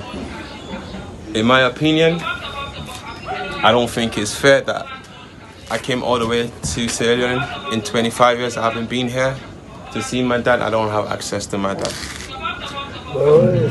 Going back to the keys, after she gave us the keys, she refused to let me in. I slept outside for 2 nights. While I slept outside, I was bitten by mosquitoes and I got malaria. Today we went to see one of the ministers for assistance. We did get the assistance because there was some police here. The police went. So after the police went, the head minister said to me that I can come and visit my dad. I came today with a doctor to see my dad because my dad got diabetes, dementia, heart problem. I slept outside for 2 nights. While I slept outside, I was bitten by mosquitoes and I got malaria. Today we went to see one of the ministers for assistance. We did get the assistance because there was some police here. The police went. So after the police went, the head minister said to me that I can come and visit my dad. I came today with a doctor to see my dad because my dad got diabetes, dementia, heart problem, and cancer and kidney problem. Edward Turay is my dad. This evening I was here. A group of guys came. I think it was 7 of them. They pulled a knife for me. I only saw 7. They pulled a knife for me. I went to New England police station, to make a report. The officer told me that she don't care. I am here fighting for my dad's property. I said to her, I'm not here for my property, I'm concerned for my dad's health. She said to me, she don't care. My dad sent me away to England, I should go and make a life for myself. Basically, she's saying to me that my dad has provided me opportunities to go to England, I should forget about him, which is not fair. For somebody that's meant to be in the police force, that's meant to be protecting us, I am not from here. I was born here, but I don't live here anymore. Since I've been here, I've not felt safe. I've spoken to so many different police departments, and it's the same thing over and over and over. I am crying and pleading for help. I want to see my dad. I am not leaving here until I see my dad. I need to make sure my dad is medically okay, That's all.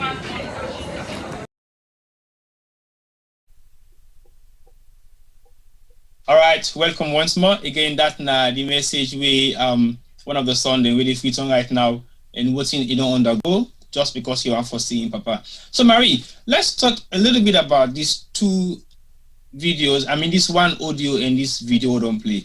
What will be your take on this if you watch this for the very first time?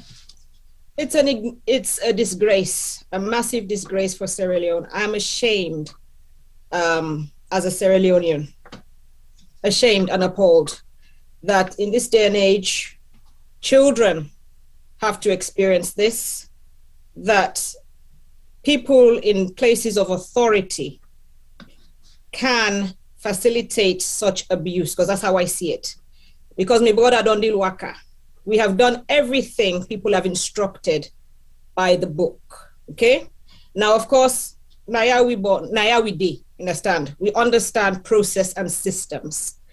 And we took that same approach, we'll go salon, understand? Until we say, you get for go yanda, go file this, we've done it. This actual thing with FSU started in August. In August 2021? Yes, okay. Understand. And as a result of they were there on the ground, Edwin, we don't waka, they don't send, and it's ridiculous because he said to me at one point, Mariatu, it's like they're playing games. And they send you here. So for example, they send I go CID, go put on a CID. CID, they tell you, they say, oh, not sorry for cow, go FSU in England. They go there. Not sorry for cow, go yonder. He said, I saw them be the ton, understand? And he said the level of unprofessionalism, he said he's never witnessed that. Understand? He said, Mariatu, nobody know they take seriously. He said, when I look and I talk and I look the internet, it's showing that, yes, they're supposed to be concerned for the welfare of the vulnerable. My dad is vulnerable. Understand? He says, but that now all just paper talk. When it comes to the actual reality of it, that's non-existent. Now, he's gone to the Minister of Internal Affairs, that's David Pandanoa connect him with the LUC. He don't go there. He connect him with the head of FSU. I think say name na Fatima Dabo. Fatima Dabo send and go na the New Englandville head of FSU where they when I want Audrey, understand? So he's been around. He's gone to see the IG, understand? To really just raise all these issues. Now, in fairness, what is the purpose of all these referrals? Is it based on the fact that them for seek medical, or based on the fact that they want for just get access for see them, Papa? What is the essence of all these referrals? Because one particular center for all these referrals could have sorted that issue out once and for all. So why moving it around? I don't know. The system is completely broken. Nobody is talking to each other. Nobody cares. That's the thing I see, and that's what he observed. He said nobody cares. Now, I know say maybe things can go tongue, but he said, Mariatu, when you even call police and they tell you, say, now you get for send motor car for come pick them up. Understand? He said, every side I go, he said, I don't know, because he doesn't get it. He hasn't grown up in Sierra Leone. So he says, I find it really, really frustrating that for a person to do their job, then they actually, bonically, they actually say you get for put for them. Understand? It's shameful. It's shameful. It is. Let not pretend now. It's very shameful. Now, Sierra Leonean, they treat another Sierra Leonean, so that's how they treat me safe. Understand? It bad off.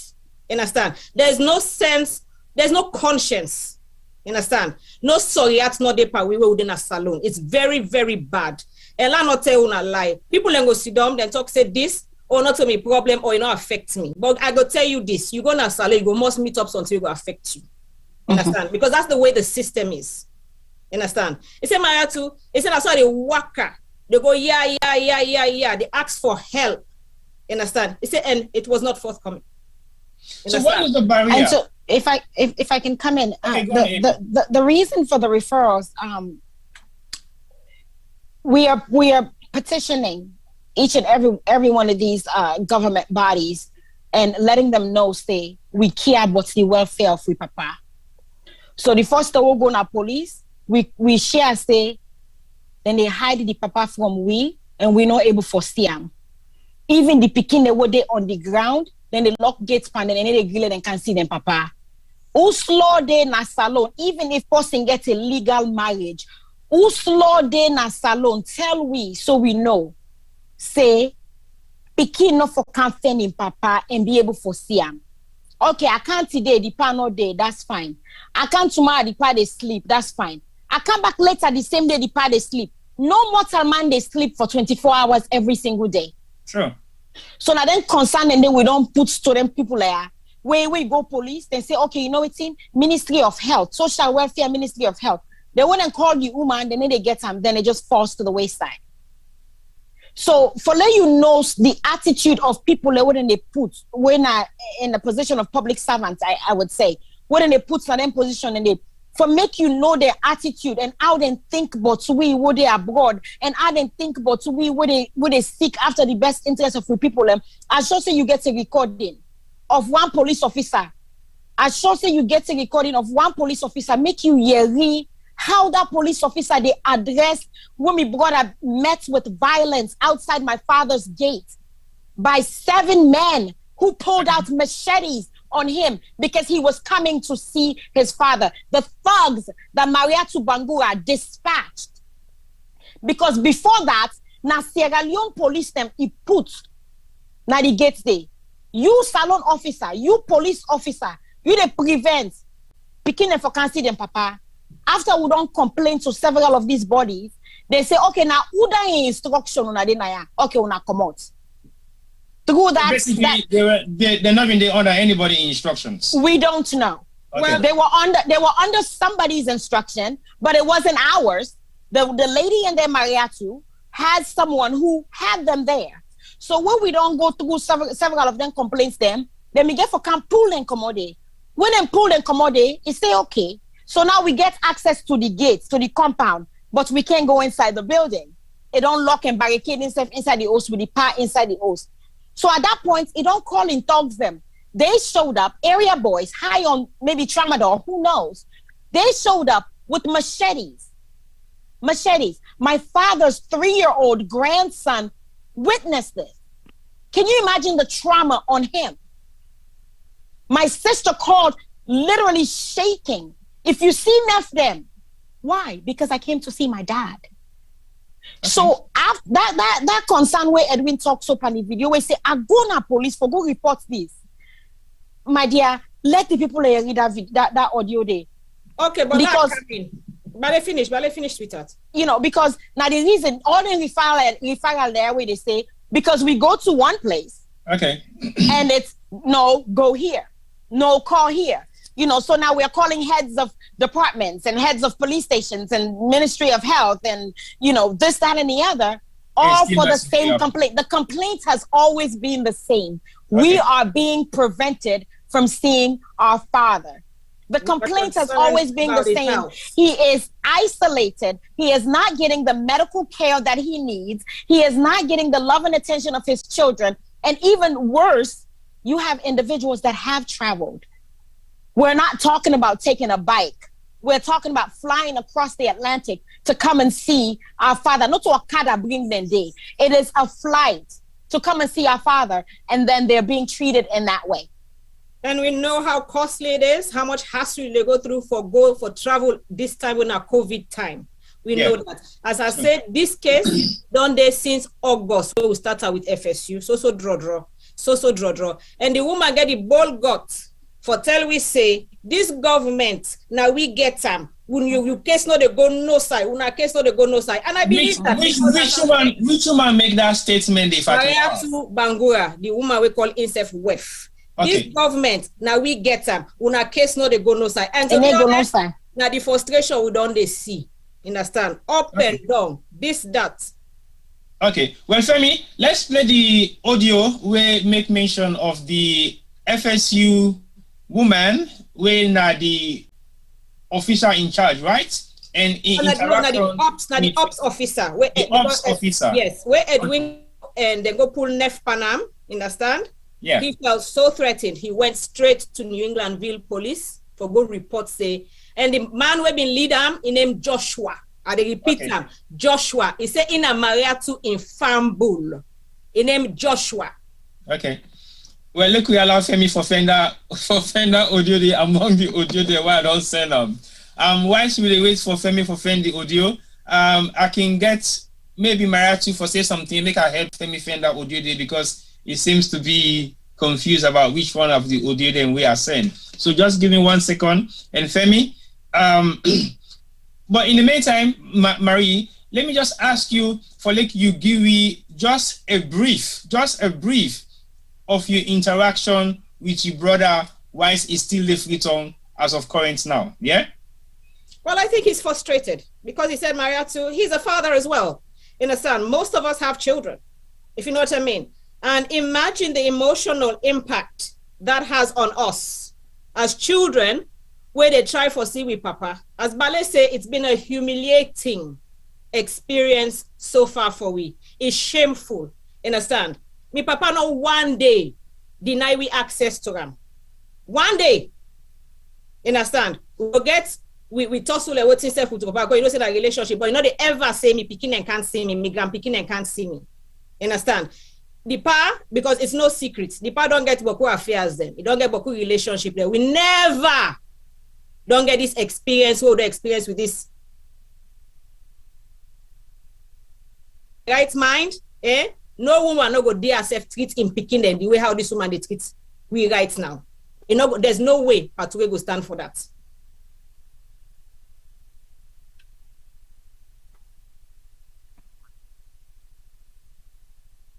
Hear you, but at the moment we just try for find that particular audio day, and I believe say I sent it, but in no label, so we did try for locate them. So just give me you need to find it because it really just definitely is here. It's definitely here. It's definitely here.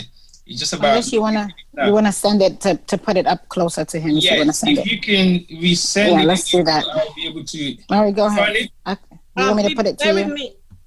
Have you found it, Bale? Yeah, I can put it to you. Okay, so that we can just send it back to Femi quickly so that you can just play, because I think it must have gone right into the other audios and videos that we have. But again, this is just a serious concern about some of the things that we have to say we parent and go through in Sierra Leone, and I think it's sad because at the end of the day, nobody wants to be in a position like this where they not get the power and rights for look after their parents, especially where their parents has mean a lot to them, and they don't do all things possible for make sure say they get the best upbringing and for make sure say they're able to forgive what's able to forgive and picking them. Nobody wants it to you, Marie. To see. Yeah, I forwarded it to Okay, yes, I've got the audio. I'm just trying to send it back again. Yeah, just check. I'm so say yeah. I mean, yes, I've seen it already. I mean, the Bible talks say honor your father or honor your parents. You know what I mean? That's all we're trying to do. You understand? Now, blessing for get picking. Now, extra blessing for get picking will go fet for you, especially at a time like this. You understand? Now, blessing. Absolutely. And some man go wish, say, then get picking to an opinion, and everybody entitled to a comment. However, for make you make judgment calls or just make rash comments about information, something we don't get information about, it's very wise to kind of take a seat and listen, because Patuwe was never abandoned, okay?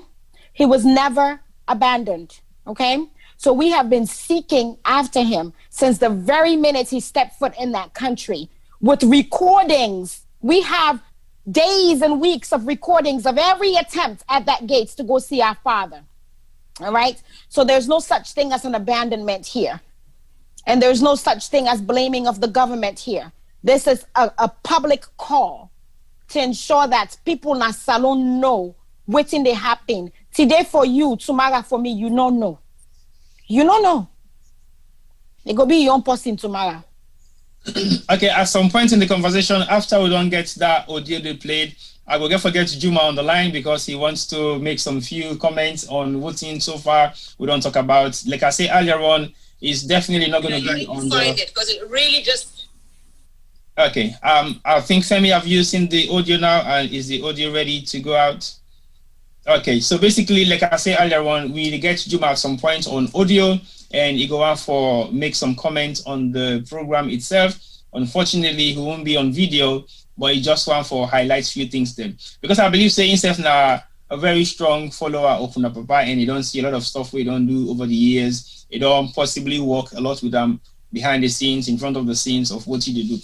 But this is just a reminder, like I said earlier on, of people aging in Sierra Leone. And some of the people who they age now, when they go back home, are of high concern. Because look, we imagine, say, most of we parents in the UK, in America, in other parts of the world, but they don't want to live here in this part of the world for the rest of their lives. Some of them want to go back home before they finally retire, or even when they get to their retire age, they want to go back home. So do we have to sit back and allow things like this to happen to them?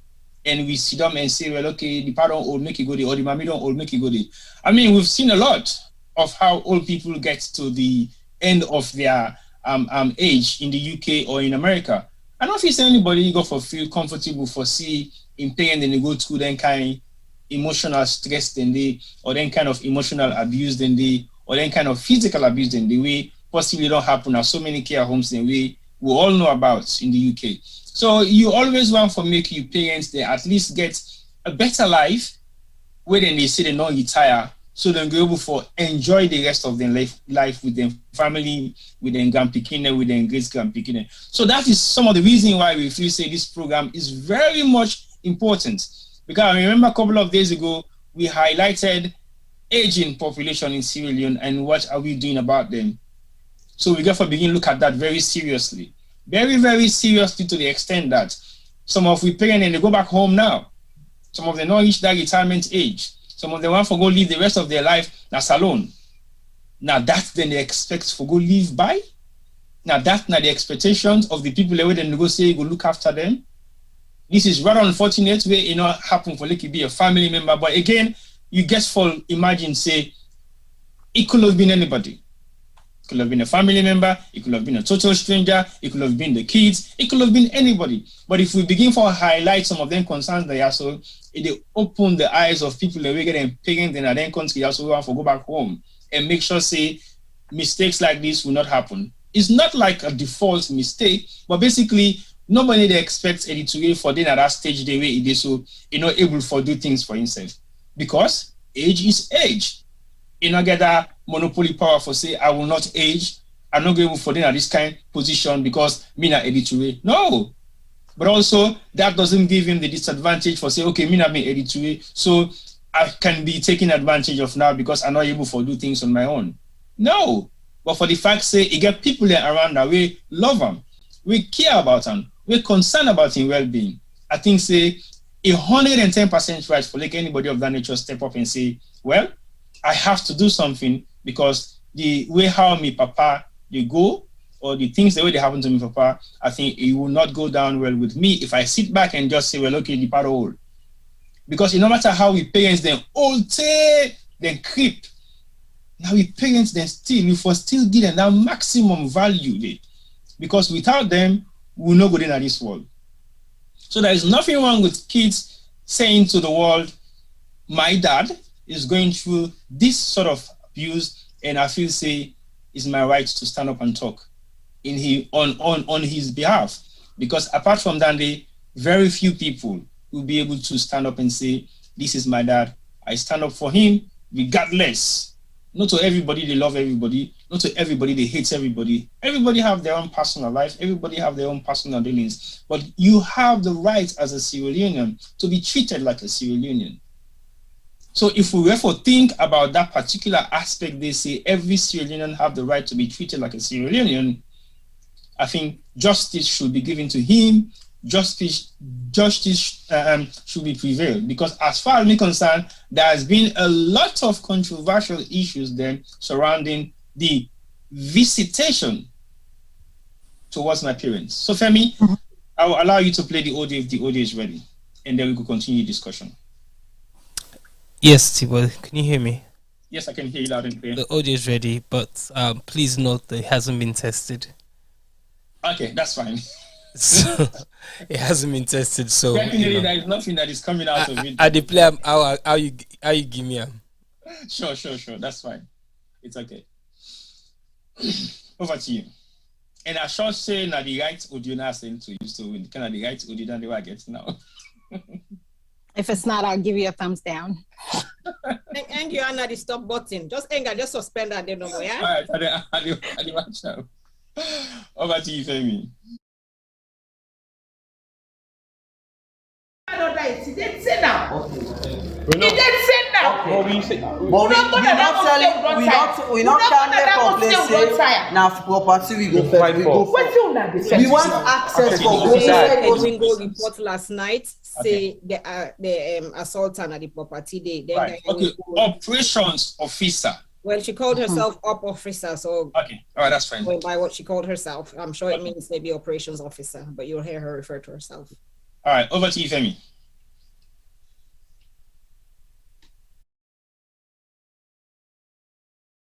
He didn't say now. He didn't say now. But we not complain now for property we go fight for. We want access for go inside house for CD Park. Listen.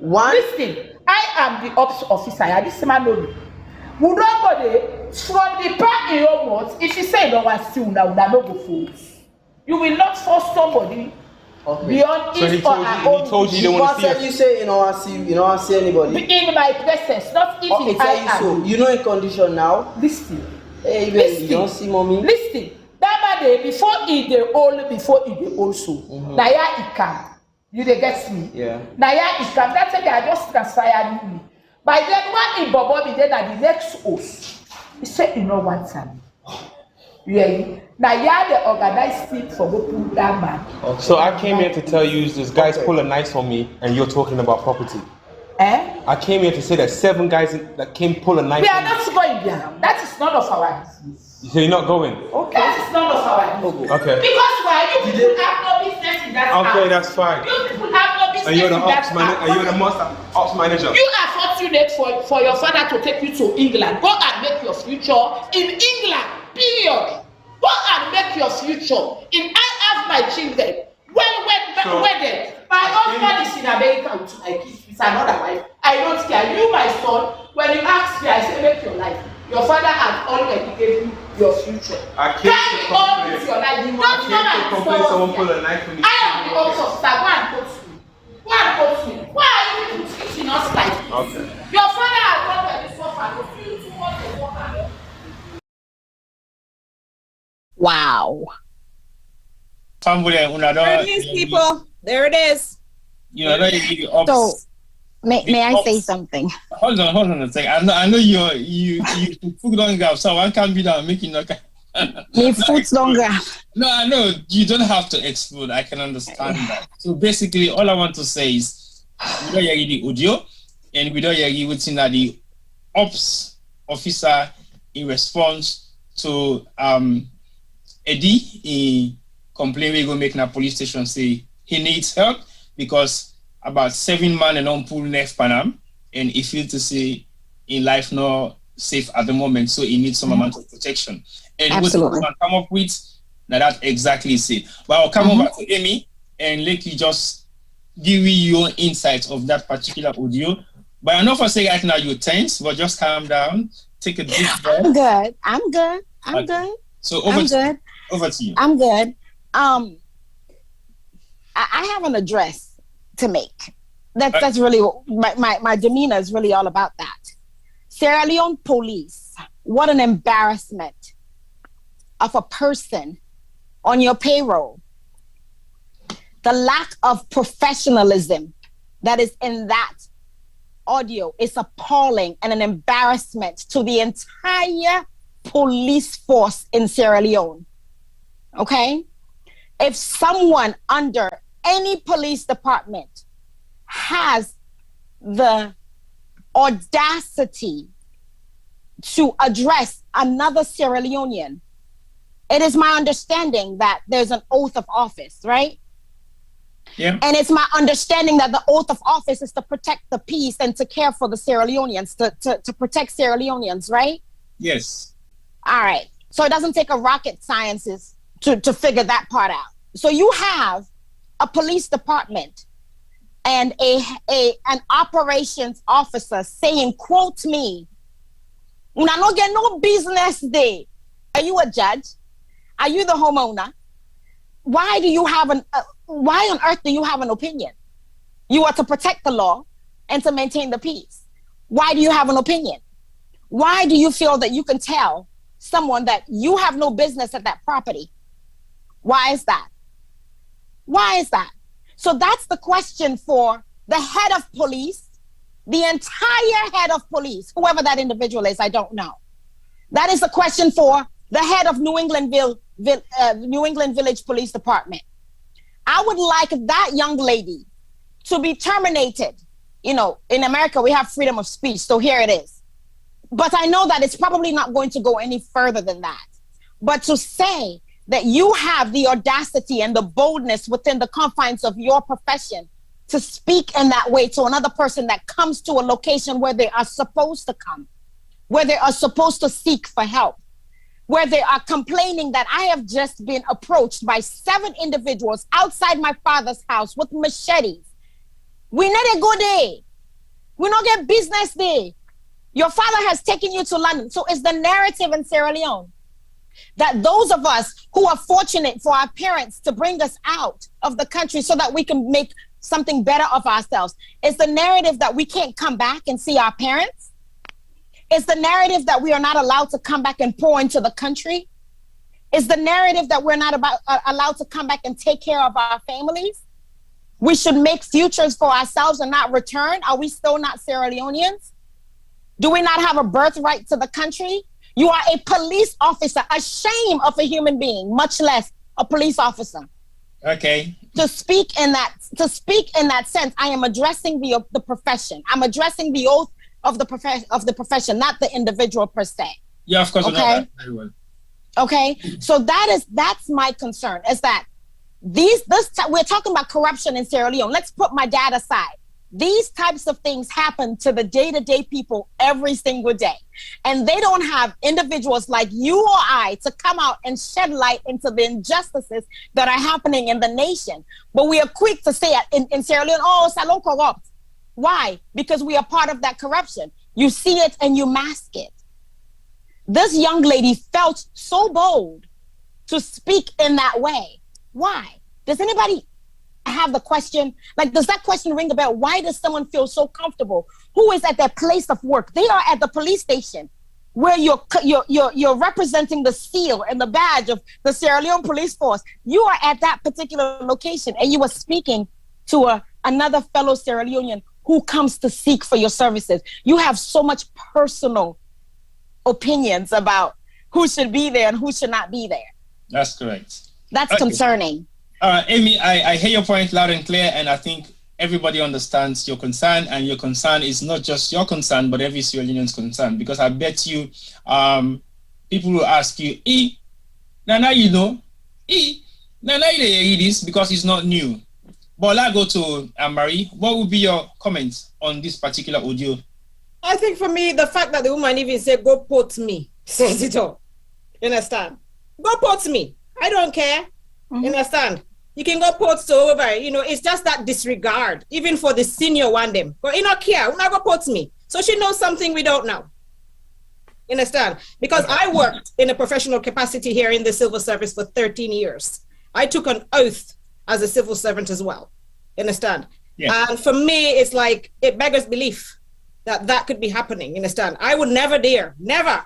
You understand? And I'm saying, we can't keep on overlooking these things or think, okay, now because now saloon. Come on. It can't keep on going on like this. Things need to change. Things need to move forward. The world is moving forward. Sierra Leoneans, we need to move forward. We need to stop all this nonsense. Understand? It's about time we did, because it's holding everybody back. That attitude, it holds back development. It holds back the economy. It holds back everything. We need to wake up. Understand? Because now we self what they do. Now we self what they do. Understand? Okay. And it's a shame, because unfortunately, I'm sure the boss is in position, understand, and then get forced to now and have to, deal with this mess. Understand? So I don't blame them, but they undermine even when I won't boss them. This woman don't undermine the whole chain going on. It's a disrespect. Understand? Embarrassment. So she should be punished. I wanted to look this in maybe a smaller perspective, not a wider one, because again, New England is the police station, where New England police station, it govern that possibly entire community there. Like we highlight some of the issues that we'll highlight on the last program. Now, that police station there, is it big enough for actually hold on to that community there, for make that one police officer there be so blunt and say to you, "Quote me," because it means I am not scared of anyone. I'm not even afraid of my bosses, or I am in charge here, and anything I say stands. So for the fact, say that woman, they very proud for say, "Quote me," it don't totally means say in there above the law, where if for use for protect the citizens of Sierra Leone, especially the citizens the way they in New England. But anyway, that's not a surprising thing to read on this platform, because we've done deal with so many issues then of police brutality, way countless. But again, it is quite new for you guys, and I know how much shock we una feel yourself for realize say, wow, now this kind of way this police woman they talk, no, this not joke. But again, not to just that particular police station, you know, get that same kind of ethics though. It cut across. And when I say it cut across the country, not to just Freetown, not to just New England, not to just Lumley or Goderich or Juba.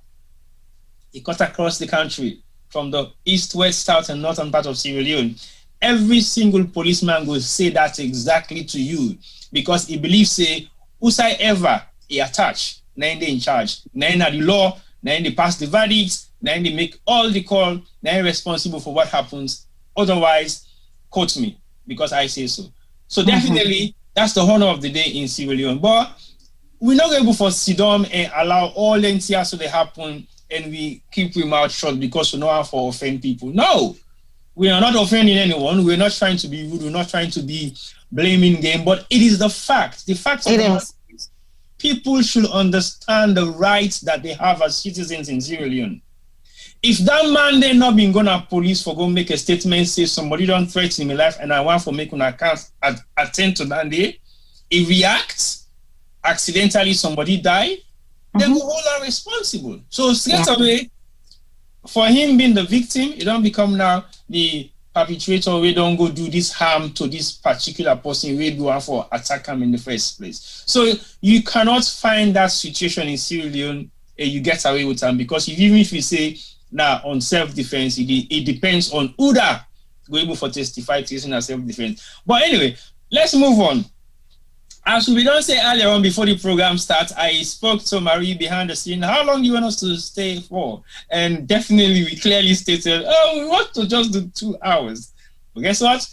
We're still going. And I think there's a lot more that we haven't talked about, but we'll try for wrap them up as quickly as possible as we can, because we don't want to keep you guys here for too long. But let's go to another significant issue where I feel to say needs some amount of discussion.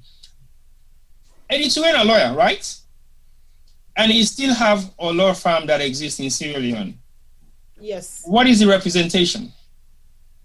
When you say representation, do you mean is the law firm? Well, the law firm is still in existence. We understand there are a number of lawyers there in the firm, and that the firm is currently being headed by Bobokaba. So what is the sense of representation for somebody who still owns a law firm in Sierra Leone and is going through such amount of abuse, physical, mentally, emotional, and I would say financial as well? Well, we are shocked, to be honest, because some of these issues were well known to people in the law firm. In fact, there are documents where properties of my dad have been distributed and signed by people within that law firm. So we are shocked that a man is in his position, who's served the legal profession, who has people like Bobokaba heading his firm, have not done squat to do anything to help him. Now, Bobokaba is just not any ordinary lawyer. My father paid for Bobokaba to go through his schooling. He helped Bobokaba during, I guess his transition to being the lawyer that he is today. So Bobokaba is not just like an ordinary lawyer. You could say, in many ways, Patricia Lekin Pikin, because he's invested a lot in him. So for someone like Bobokaba, we're shocked that Bobokaba, did not try to help the person he calls his father figure. way before we even got here, because not every day salon, understand, a lot he knows. But you will have to speak to him as to why he's remained, if you like, silent, understand. Okay. Having said that, there's also our dad's, I think, how would you call Uncle Mustafa, Ali? You call him uncle, like dad's cousin. Well, you don't say him already. How will you call Uncle Mustafa? You don't. Well, yeah, I mean, you just gonna call. He's been Uncle Mustafa to us. Are you referring to his position in the firm? Well, in terms of his relationship with dad, you say he's a cousin or something. Anyway, he's a nephew. He's a nephew to dad. Yeah. Yes. Now he's worked with our dad for well over 35 years. I mean, even since I could remember. Mustafa Turay worked in dad's law firm. That's the only job I've ever known him to have. He's been, like dad's right-hand man. So he knows everything about dad.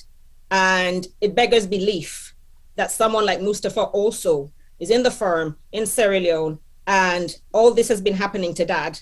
And people like him who are family have not stepped up to try and help his brother. You understand? Put it that way. So has there been any other friends of your dad that you've approached, people that have worked with him? What sort of support are you guys getting from his associates, if I would say so? Well, that's a good question.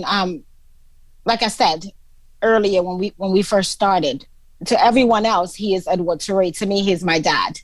I don't know too much about his affairs, friends. I have informed a few friends that I'm aware of here in the U.S.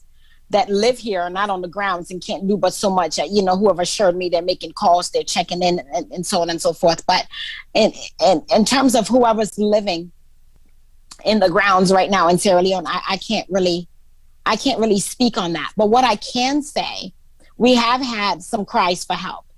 We have posted 2 articles on newspapers. And if anyone at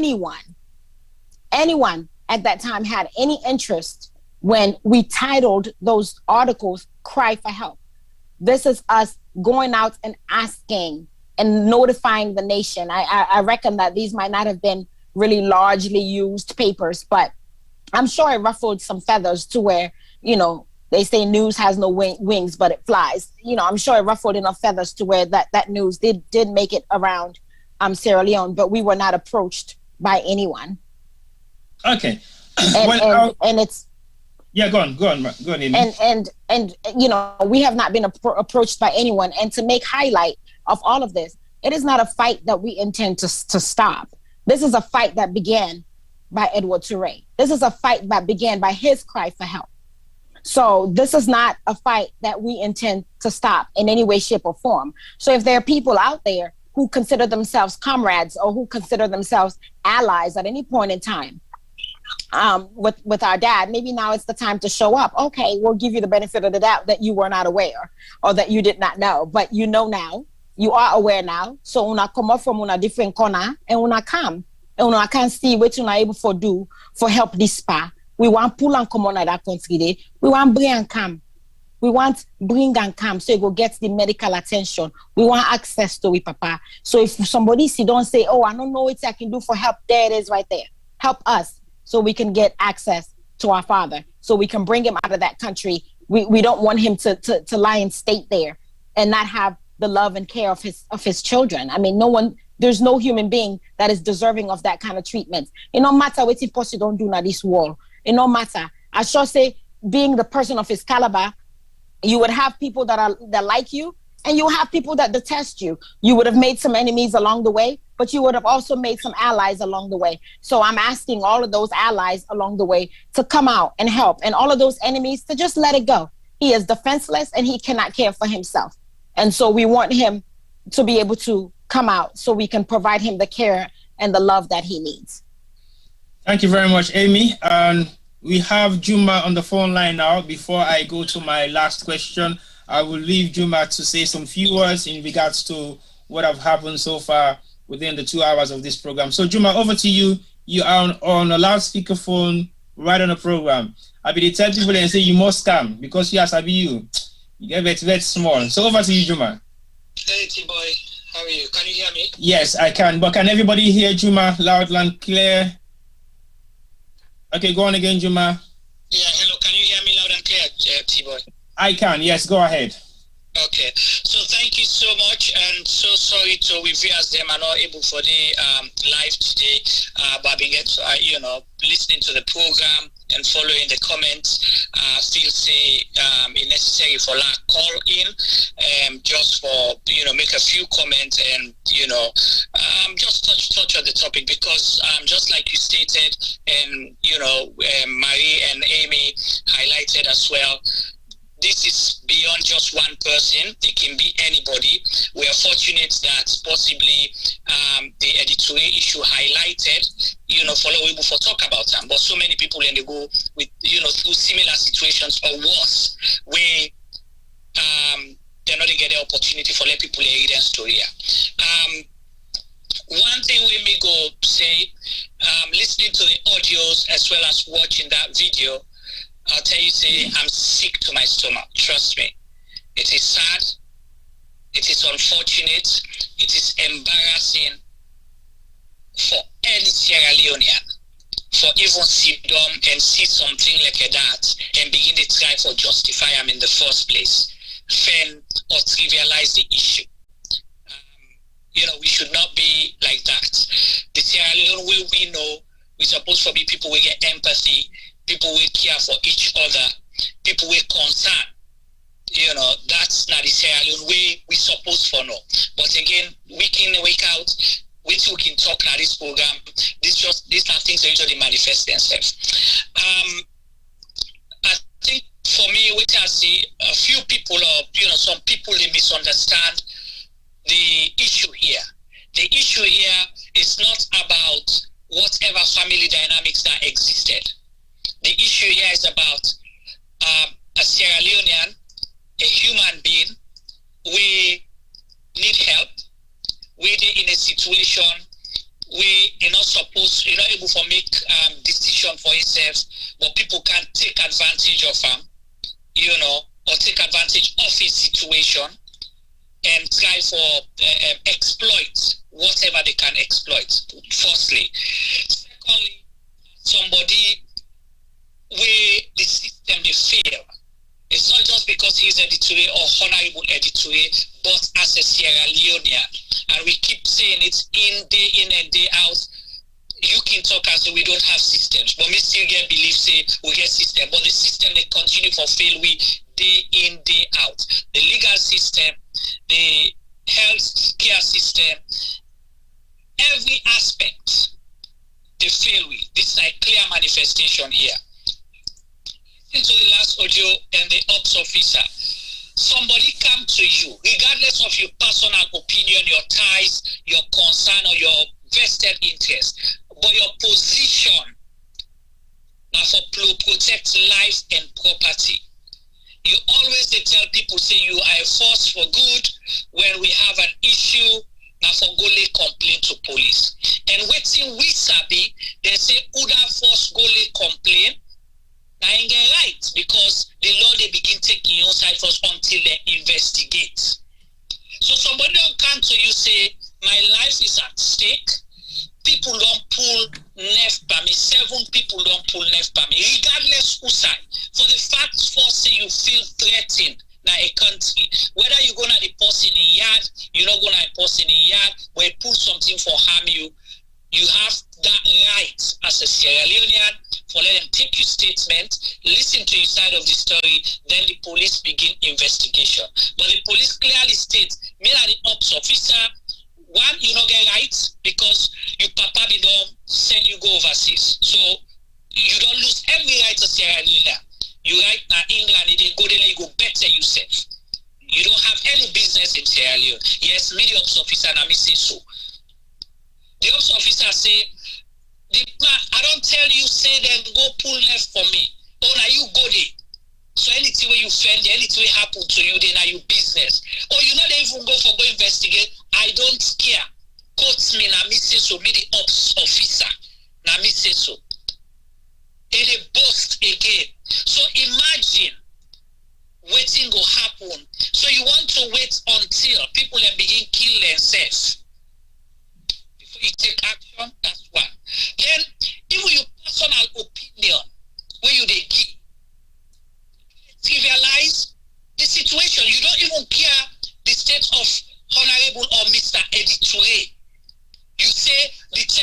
in the before it also. So you they use their yardstick where it been come to you for different issue for adjudicate on the present situation. They don't tell you say somebody not well.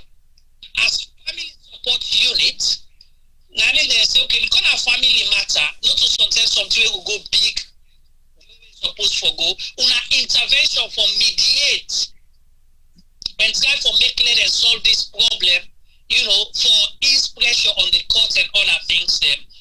Now they start because our family, the dynamics, the complexities of family issues them.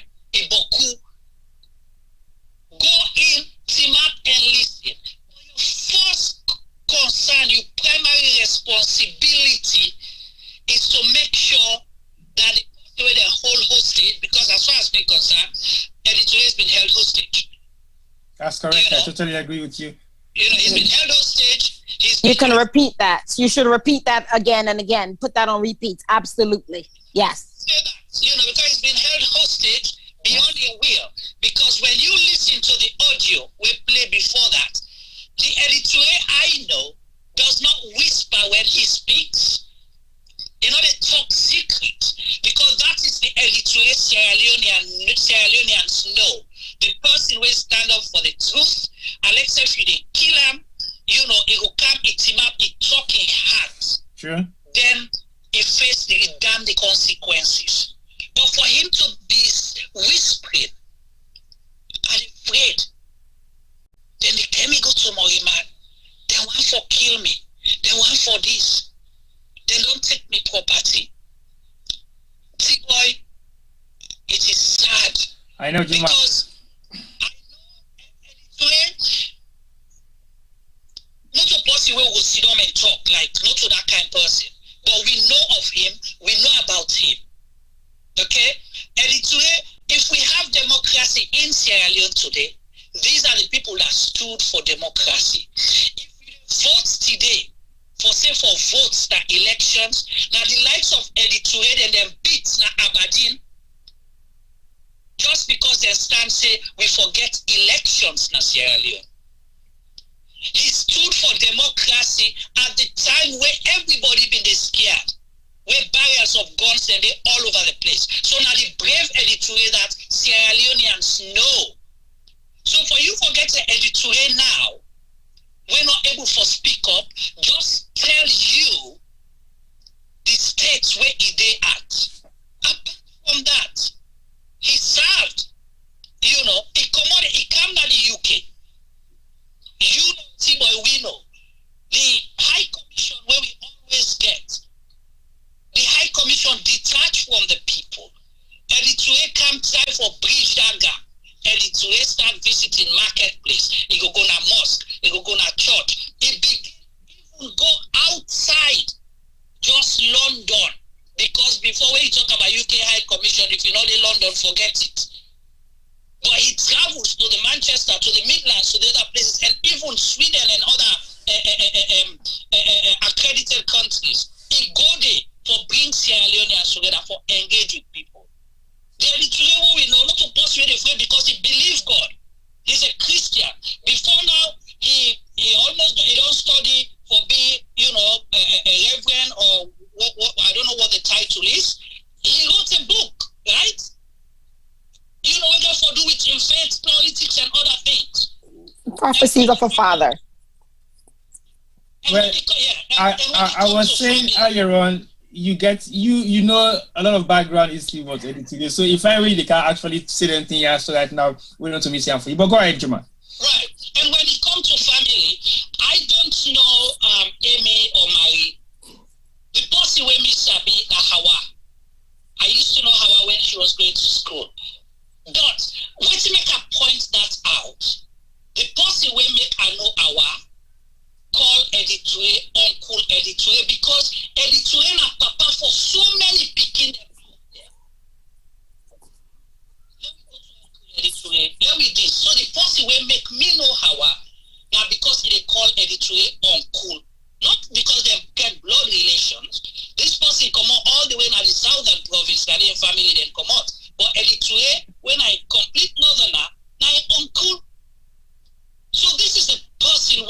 from a distance, or in public life. He don't groom so many people. He don't serve Sierra Leone.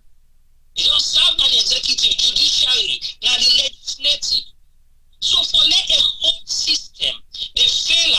Imagine fail somebody of in caliber. Imagine waiting they happen to countless people every day. But it is hard. And let's make her say this. It's a wake-up call for people like we were, apart from doing our media stuff, but possibly interested in politics. This is justifying to our family members that they say, politics, they fail you, public life, they fail you, you care about other people. But you not care about your family. But this man cared about his family. But he, now in life that for serve humanity, for serve the public, is that a crime? Definitely not. It's a crime. The picking that we're going to turn, no go they say then they go get property. Who that get time for they go take property in a salon? They have busy lives out here. You know, they have their busy lives out here. All they wanted is the safety of their dad. They don't say can't give it property. They say allow him, please. Let me go make sure say he gets access to medical attention for as long as he lives in the world. Because let's say you don't hold his life, you can keep him there. Possibly he's going to live for another 30, 40 years. So are you going to hold him hostage in this country for that long? Or after when I don't take all in property, when I don't connive, when I don't sign here, sign there, when I take everything there, one day no more, when I abandon, when I left him, or when I go even take out, when I go left him, now before one church the month or Connaught Hospital in frail one. Where's our humanity, T-boy? Well, Juma, that's the question we are asking. And that's the question I highlighted earlier on, that as Sierra Leoneans, we've lost a lot of empathy for people and we don't see the reality behind love for the aging. And I think we got to highlight some of them things also. But thank you very much for that contribution. And I believe, say, it would have been nice to have you, but it's still nice to have you on the phone. And your contribution has been immensely great to the family and to viewers them. But definitely, we will definitely get you soon, eh? Not also? Sure, definitely. All right. Thank you very much, Juma. Thank you very much. Thank you. Appreciate it. Thank you so much. Right. Well, and you know, his legacy, our dad's legacy, is going to continue to live on. I'm a public servant in the mental health field here.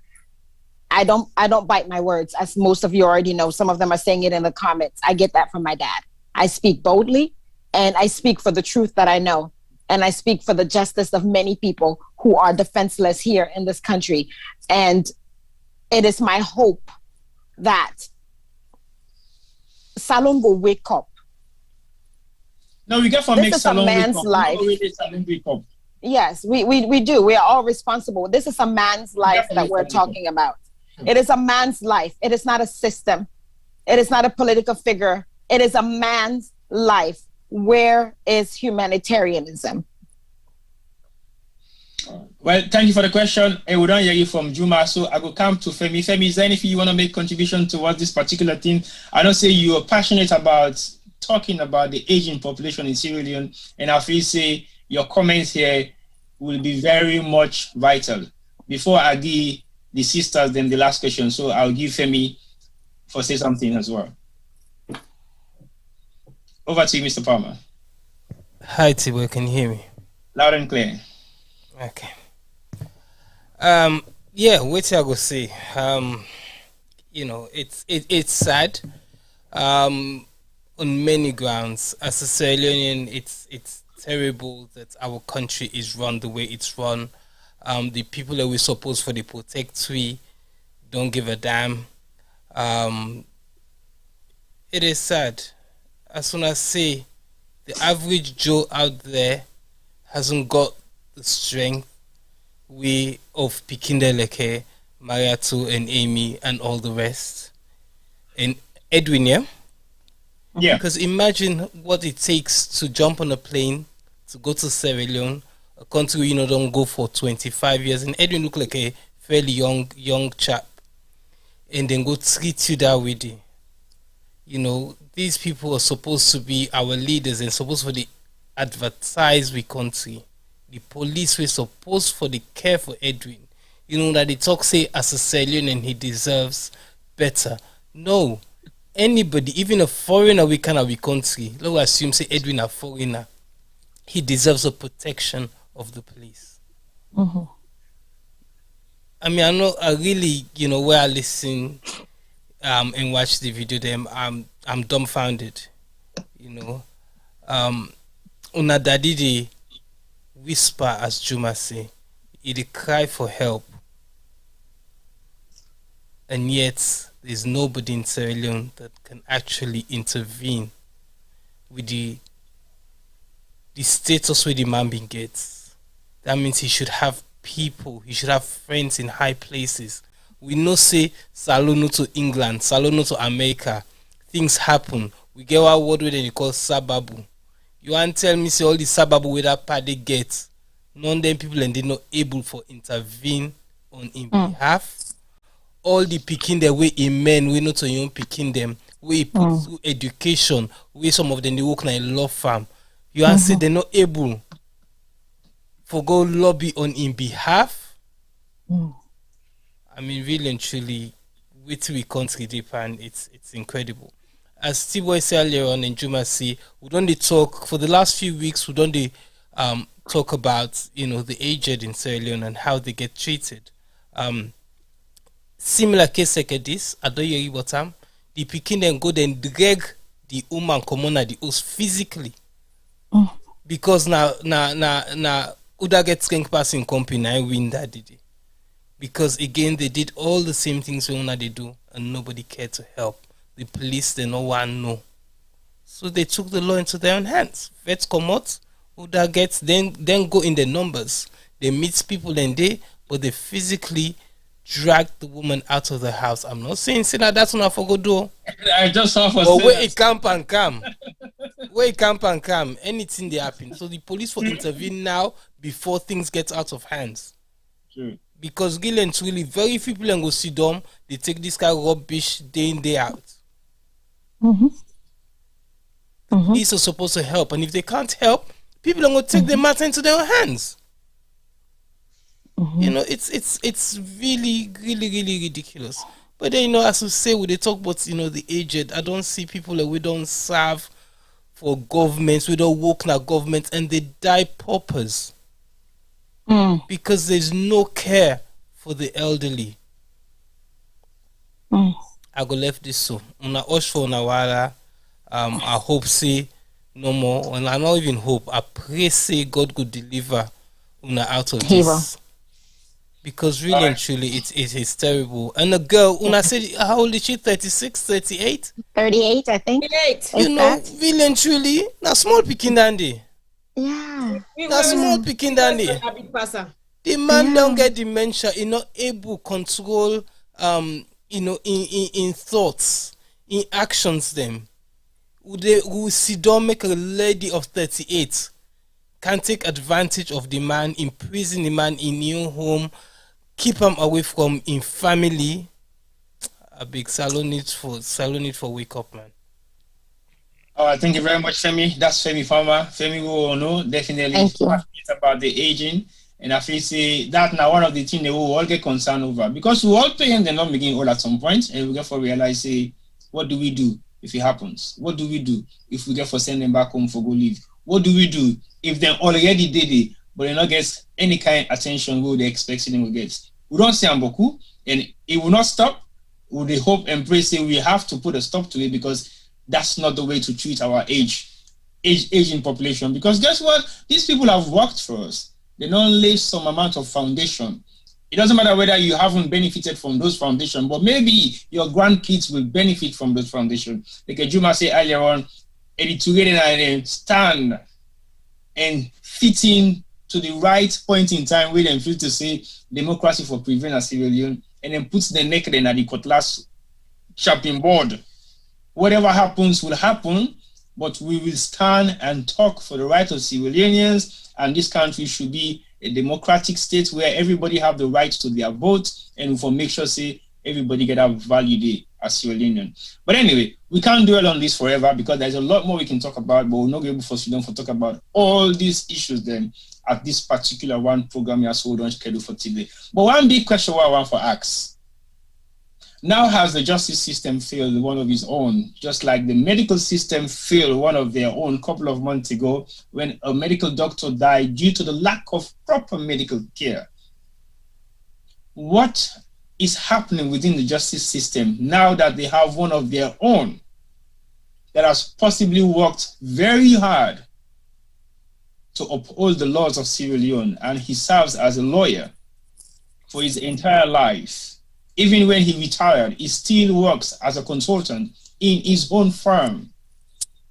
Is the justice system working, or has the justice system failed, Eddie Turay?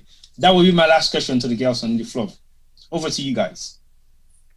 I mean, one question I have is that we submitted an emergency application on medical grounds for my dad to leave the country and get the proper medical help that he needs in the UK. Now, I understand that such applications are normally heard within 48 hours. As we speak, it's over 2 weeks. Now, can people out there sort of shed light on this? Because I just can't believe it. I know in the UK, if there are medical issues concerning any individual and they need the justice system to intervene and an emergency application has been made, if they say 48 hours, it is 48 hours because it's important. It's a matter of life. So we are still waiting. Wow, okay. So has the justice system failed? Yes. Yes. That's the answer to your question. The justice system has not only failed, it has neglected Honorable Edward Mohammed Turay, a person that served in that very same justice system for years to come. A person that retired in service to his current state. Has the justice system failed? I'd like to say no, but I can't say yes, because the justice system has currently neglected our father. Where is the justice system? Legal minds of Sierra Leone, I call upon you at this time. Where is justice? Allow justice to prevail for a man that is in need. Thank you very much, Amy. And it's rather unfortunate today I won't be able to interact with the chat, and I bet some people are asking questions. Oh, Mr. Moderator, why aren't you responding to the chat? Yes, we've seen a lot of meaningful contributions on the chat group, and my apologies, I won't be able to respond to that because that has been my duty when Juma is on board. But definitely today, Juma is not around, and at some point in time, he was actually communicating with you guys online. But we cannot just go by and don't say much about what you guys have done within your contributions online. And I think those contributions will be meaningful for the family to go back and watch the program and read some of those comments. Some of those comments are pieces of advices that they've given to you guys as a family. And some members of the chat group have also made some amount of recommendations of what they expect you guys to do. And some also have made or ask questions about some amount of form of legalities of people who are involved or who are not.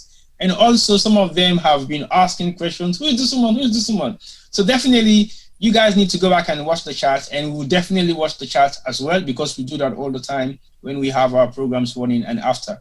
But I would like to ask you two that are here today to summarize and possibly send in a message out to the community out there in Sierra Leone and to the rest of the world of what you're requesting them to help you with, or what sort of support that you're looking for in terms of bringing sanity to the fact that you want to see your dad and you want to have the best medical concern or medical care that you will give to your dad, even though you've tried religiously to give him that medical care over the past couple of months, and it has been denied by people who are in authority in terms of holding your dad into hostage or keeping him away to see his kids. So what would be your message to the community at whole for you to tell them what would you like them to do in terms of support, or what would be your expectations to them? Over to you. We love our dad. We wouldn't be here right now. We wouldn't have started this fight. We wouldn't have been in it this long if we didn't love our dad, okay? We love our dad. We want to be able to take care of our dad. We want to see him happy. He's happy when he's around us. When he was brought to the UK and we were able to get access to him in the hospital, you saw a marked improvement in him. So we know we need to be around him. He needs to be around us. It makes a marked improvement to his health. We want to take care of our dad. We want him here in the UK. We are able to take care of our dad. Now, this is not about politics. This is simply about a man's life. Our father is important to us. Now, as we've said before, yes, he may have enemies, but he does have friends. I refuse to believe he doesn't have friends. He has friends. We are asking those friends now, those people that he impacted their lives, many he did, come forward.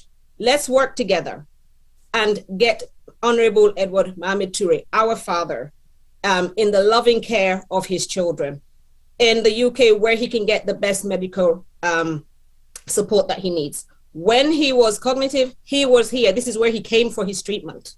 Okay. No disrespect, but the medical care that's offered in Sierra Leone is not adequate. It's not adequate at all. When my brothers managed to see him, he had deteriorated significantly in the last few months of being taken out of the UK. Yeah, he deteriorated significantly. Okay. Now, I'm sure, yes, there's some people over, but put it this way, my dad's not perfect. But what man is? What man is? You don't have to justify that, because we all know. We're just saying in a stand. So if he has at any point disappointed anyone out there, with a big padding, do ya? This na man, we're old, able to defend himself, he defenseless. Then they lock in a room 24/7. He's defenseless. Do ya? Una forgive her if you don't offend anybody. Yeah, now mortal man, we all they offend. So we not picking them. Now we not in legacy. Now we tin up now for them. We they beg una do ya. If you don't offend anybody, we beg pardon now. Yeah, we all go like forgiveness. We all go like mercy. Yeah, una help we pull we papa day. Let get collapse. All man get for left this wall here, but let not left this wall here so. Do ya? Una why they listen we. Una no go one time for una self. Me self una no one time for me. I no one time for me papa. So do ya una help we. Una help we do ya. All right, thank you very much, Mary. Over to you, Amy. Yes.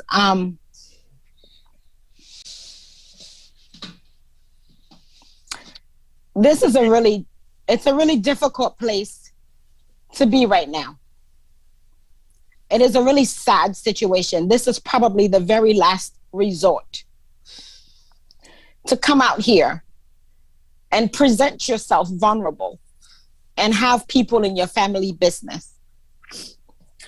This was something that was encouraged to us to do some time back, and we didn't do it because we wanted to do things the right way. We wanted to pursue the right avenues, hoping that there's absolutely no way on earth that an entire system can fail him. We had confidence that if we did things the right way, if we keep the media out of it, we would get somewhere. But it has been months of doing just that with no result. The hospital in the UK, after a fact-finding hearing, released our father to our brother, Michael Turay. There he was with Mariatu. And when Michael went to work, he was taken from there. Since our dad was taken from there and subsequently brought to Sierra Leone in contravention to that which was recommended by the hospital, so that he can follow up with the GP and have his medications. He doesn't even have his medications. He was removed from there and brought back to Sierra Leone. And since then, he has significantly decompensated, both mentally and physically. As children, the Bible that I read says that we should honor our parents. We should obey them and the Lord. Why? So our lives will be long, right? This is a way for us to honor our parents. This is a way for us to honor our dad. It is easy for someone to sit there and say, oh, not them picking there, oh, not this, not that, not that, not this. It is easy when you are not the recipient of injustice. But when you are the recipient of injustice, then you understand its sting and you understand that it's painful. It is a difficult task for me every single day when I have to do an evaluation on an elderly individual. It is difficult for me to work because I see my dad and I understand the symptoms and I understand the repercussions on his health and I understand everything that he is experiencing. Yet I feel paralyzed to help him. Yet I help people daily here and I cannot do the same for my dad. Not because I don't want to, but because I am prevented to. It is a shame in a nation where people are crying and people are calling to authority figures who are supposed to be positioned to help. But rather we are pushed to the side and accused of coming to steal property. I have a birthright to my father's properties, even if I wanted them. But I stand here before all of you Sierra Leoneans to tell you that I live a very comfortable life and have no desire or want in anything that my dad has, but his love and affection. That is the relationship we have always had. I said it earlier, it was warm and fuzzy. He makes me laugh and I make him laugh. He is a critical thinker. If I'm able to stand and declare things in the position that I'm in now, it's because he impacted my life. It is not unusual for someone to want to care for their family members. Someone in the chat said, "Empikine abandon them, Papa." I stand you corrected. We have fought. You are just hearing about it now. We have fought. We have toiled. We have spent money just to get results. I am $1,000 in 3 weeks just to get results. So you see, I'm not after his wealth. I'm not after his property. I'm after him as a human being, a human right that we all deserve to have. To be tended for and cared for, to be respected and treated with respect. He is not having that today. It doesn't matter where you live in this world, whether you live in the UK or you live in USA or you live in Timbuktu. As a human being, you have a human right to be afforded health, to be afforded care, to be treated with respect.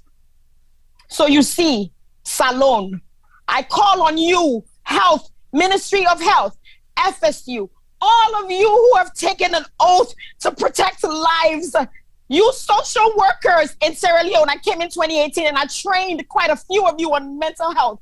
All of you who have taken an oath to protect life. Here is one that is perishing. Here is one that is in need. Here is one that we are fighting for. Put your political aspirations aside. Put them aside and attend to the care that a man needs. We are not asking for a penny given to us today. We would afford his ticket and bring him to where he can be cared for, to where he is not isolated and locked in a room as a prisoner in his own home, to where he can be treated with dignity and respect that he deserves as any other human being, including you or I.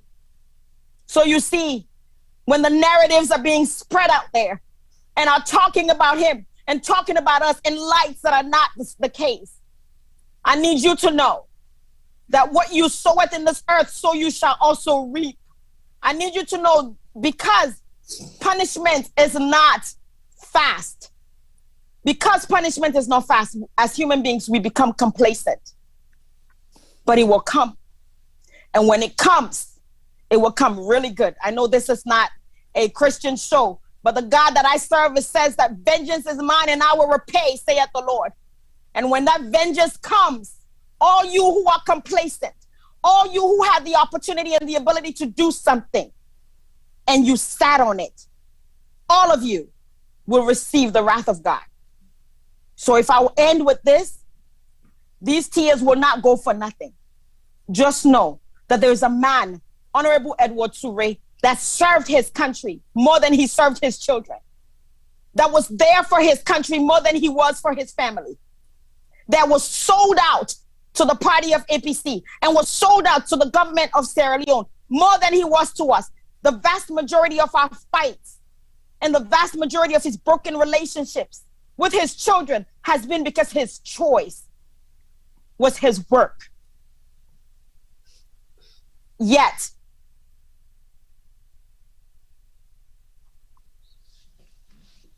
thank you.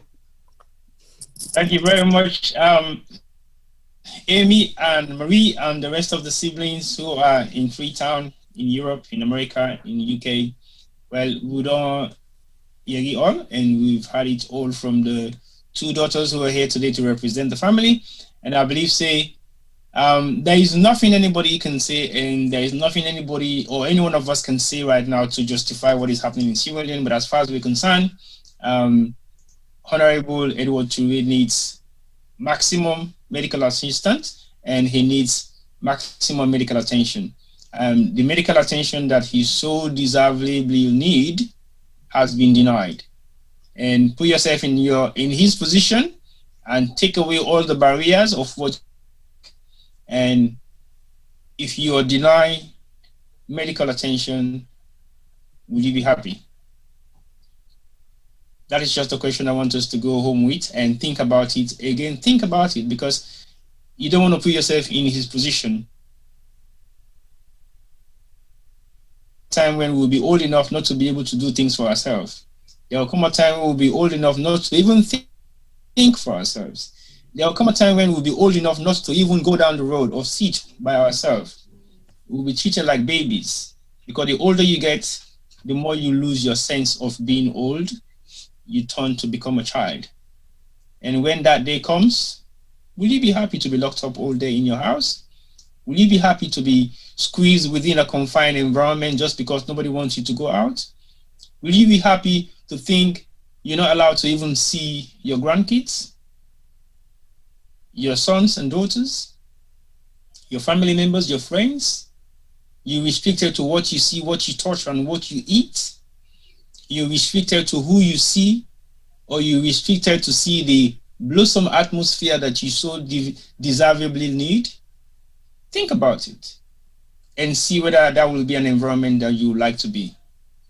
Again, if you want to reach out to the family members, definitely there's so many ways that you can reach out to them. You possibly know somebody who knows somebody, but reach out to us here at J Media. We'll find a way we can connect you guys. And definitely, if you need support or if you want to help in any way, shape, or form, reach out to us and we'll connect you to the family and we'll take it from there. I believe we'll do a follow-up sometime soon, but let's hope and pray everything goes on smooth and we get back Honorable Edward Turay to seek proper medical attention that he so much deserves. As of now, I want to say thank you to everybody who's been watching online, Facebook and YouTube. And I will say thank you for your contributions and everything you've made, your statements of support, your statements of disagreement, your statements of everything that you have wrote so far on the chat group, because this is a platform that we share and everybody has the right to their opinion. Sometimes your opinion takes you to the detriment of your own belief. Opinion, you have the right to your views. Let's be realistic at once, or for once in our life. And look at humanity, not property. Let's look at humanity, not politics. Let's look at humanity, not favoritism. Let's look at humanity, not injustice, because humanity prevails. And if you fail to understand the concept of humanity, then you fail to understand nothing, because nothing goes along anything without humanity. You can own the world. You can own the power that you think you so have. You can own everything that nobody have access to. If you don't own humanity, nobody will favor you. Nobody will respect you. Nobody will praise you the way you think you should be praised, because humanity is the key to life. So we thank you very much for joining us today, even though this is one of our surprise programs that we normally don't have on Fridays, but we are appreciative of the fact that you guys are here to join us and you're here to follow us and you're here to make your contributions. Continue to follow us and continue to share our dreams, because your dream is our dream and our dream is everybody's dream. We want to appreciate the family once more, Marie and Amy, for being here today with us to share your personal family experience to the world. Nobody wants to do that, but you're prepared to do that today because this is one of your last resorts. And the reason why you're here is only because you've tried everything in your own power through the right channel. And you're left with nothing but to come to the public and express your concern for the fact that you love your dad and you want to give him that medical love, attention that he so deserves. Thank you for sharing your family lives with us today. And we definitely believe there's going to be a change comes tomorrow. And if that Thank you for having us. We will effect that change by any means necessary. By God's grace. Yeah. Thank you for having us. Thank you for the platform and the opportunity. No problem. Yeah. And I also want to say thank you to Femi, and then thank you very much, Juma, for your contribution as well. We'll definitely see you guys again next week, Tuesday, Wednesday, and possibly Thursday. We are fast approaching Christmas, and just imagine Christmas without your father, what it feels like. Think about it, and then take it at home. And see whether he had his birthday on October 24th, and none of us could speak to him. We called. I called him 25 times. I called him 25 times. Praise God. Thank you. Anyway, thank you very much for your time, and we definitely will follow up. Thank you very much. Over to you, Femi. Yeah, and thank you, T-Boy, for doing an excellent job. Before we go, apart from Amy and Marie and the rest of the family where they suffer, we know see plenty other people in the that then self-film position where they go through similar. It's good to talk. Reach out to friends, reach out to family. As I said before, if we get for doing the salon, we look for sababu, look for people in authority where something go able for help for open starting the mountain for we, because it's sad that our country is the way it is, and whenever something happens to you in a salon, I was thinking seeing a buff case, when the two ladies and they talk, then they cry, what our own myself in eye, I started to choke. It's sad. As T-Boy said, we all get parents with the old, and we would not like them to be in the position where they Umar today. So if you said we go through that day, reach out to a friend, talk, let we see who that go able for help. Because we have a sickness in Sierra Leone, we not for keep quiet. We person sick, we person do this, we don't say much. We keep with family secrets them within, and then something and they, things go pear-shaped.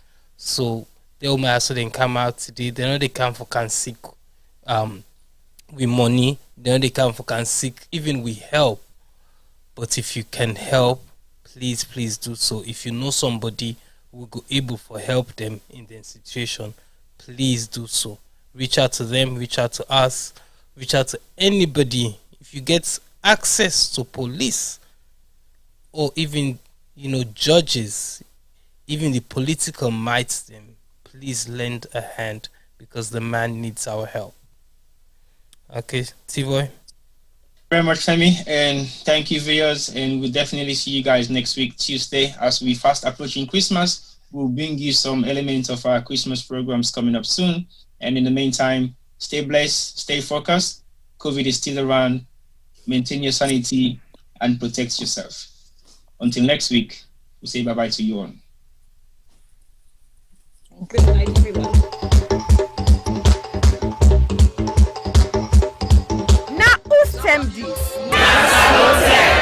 Yes, this na term for all salon people and then party them. Sarah Gem Media will be bringing you a variety of programs ranging from documentaries to discussions, interviews, news, views, sports, and entertainment.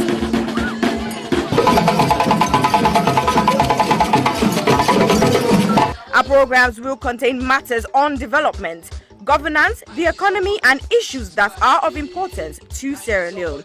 So, no left BNO because we get Beberebe program then like salon discussion, meets the ministers, the president's hour and the Gladi program. Look me, I look you. All this they start soon na www.sarahjmedia.org.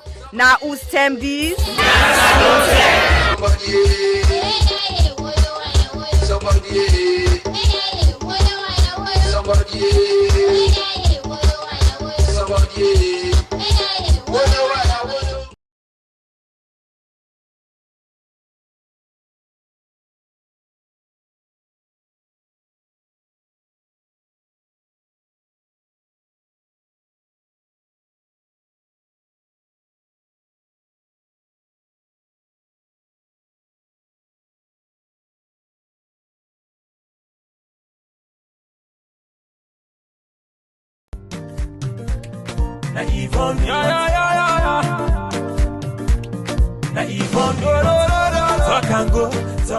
Mina Yvonne Akisoya, and 11th May 2021 make me 3 years where I don't day in office. I say let I come and tell Freetonians them, una boku tenki for where una elect me and una give me this mandate for serve una. But I not just want to tell una thank you for when I elect me, I want to tell una thank you for when I don't work with me and work with the councillors, work with the staff of Freetown City Council, work with so many stakeholders, including the central government, the international partners, the local partners. I want to tell una, the Freetonians, and thank you, but I want to tell all the other groups and the boku tenki.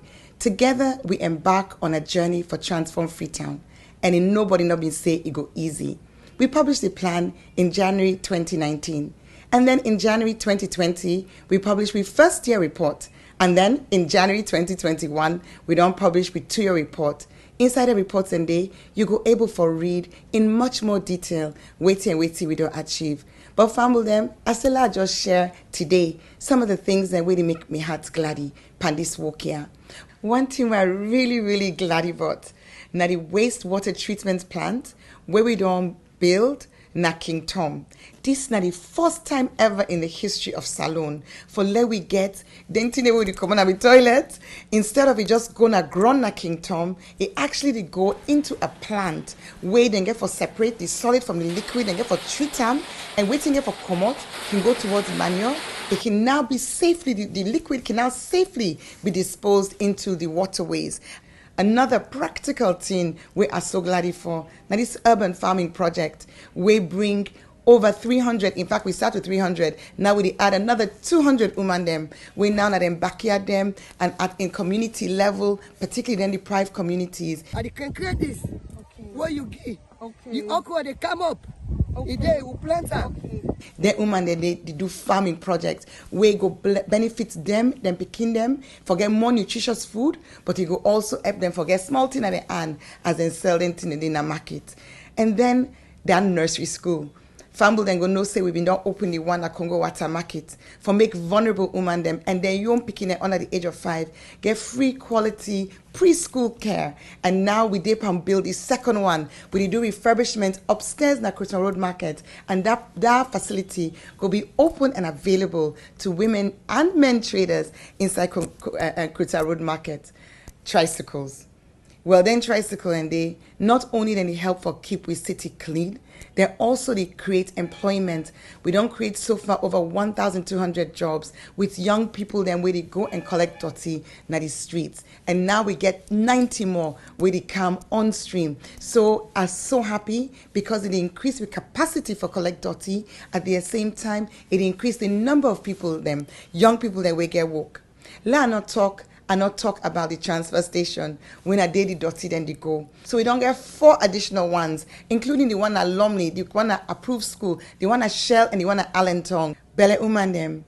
Then they all over the community. That journey for going to PCMH, it can challenge Bako of them. So we do work for upgrade 5 of we pay choose them for make them be monk, side with side belle woman, the able for born. Freetown people them, boku people that know say dog na challenge na this city. And so we don't start a program for sterilize, vaccinate the dogs them so that we go get control over dogs and we the ambog motaman, but we the ambog themselves. We go make we city healthier and you go reduce the risk for let people then get us sick with and call rabies.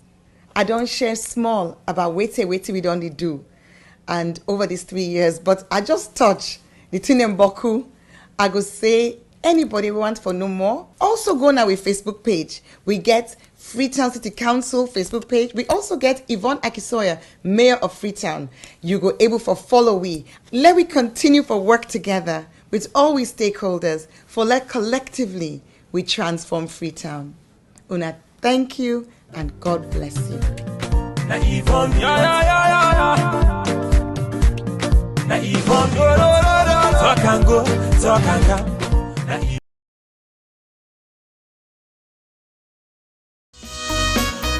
Hill Valley Academy is a school that provides the very best opportunities for our students to develop, grow, and mature into young adults who are encouraged to become patriots as well as global citizens.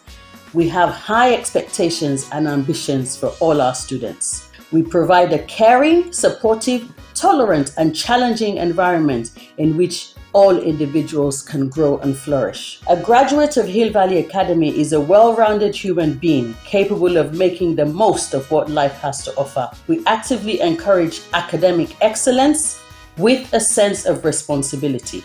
We look forward to welcoming you to our school and to meeting you in the not too distant future, because together we achieve the extraordinary.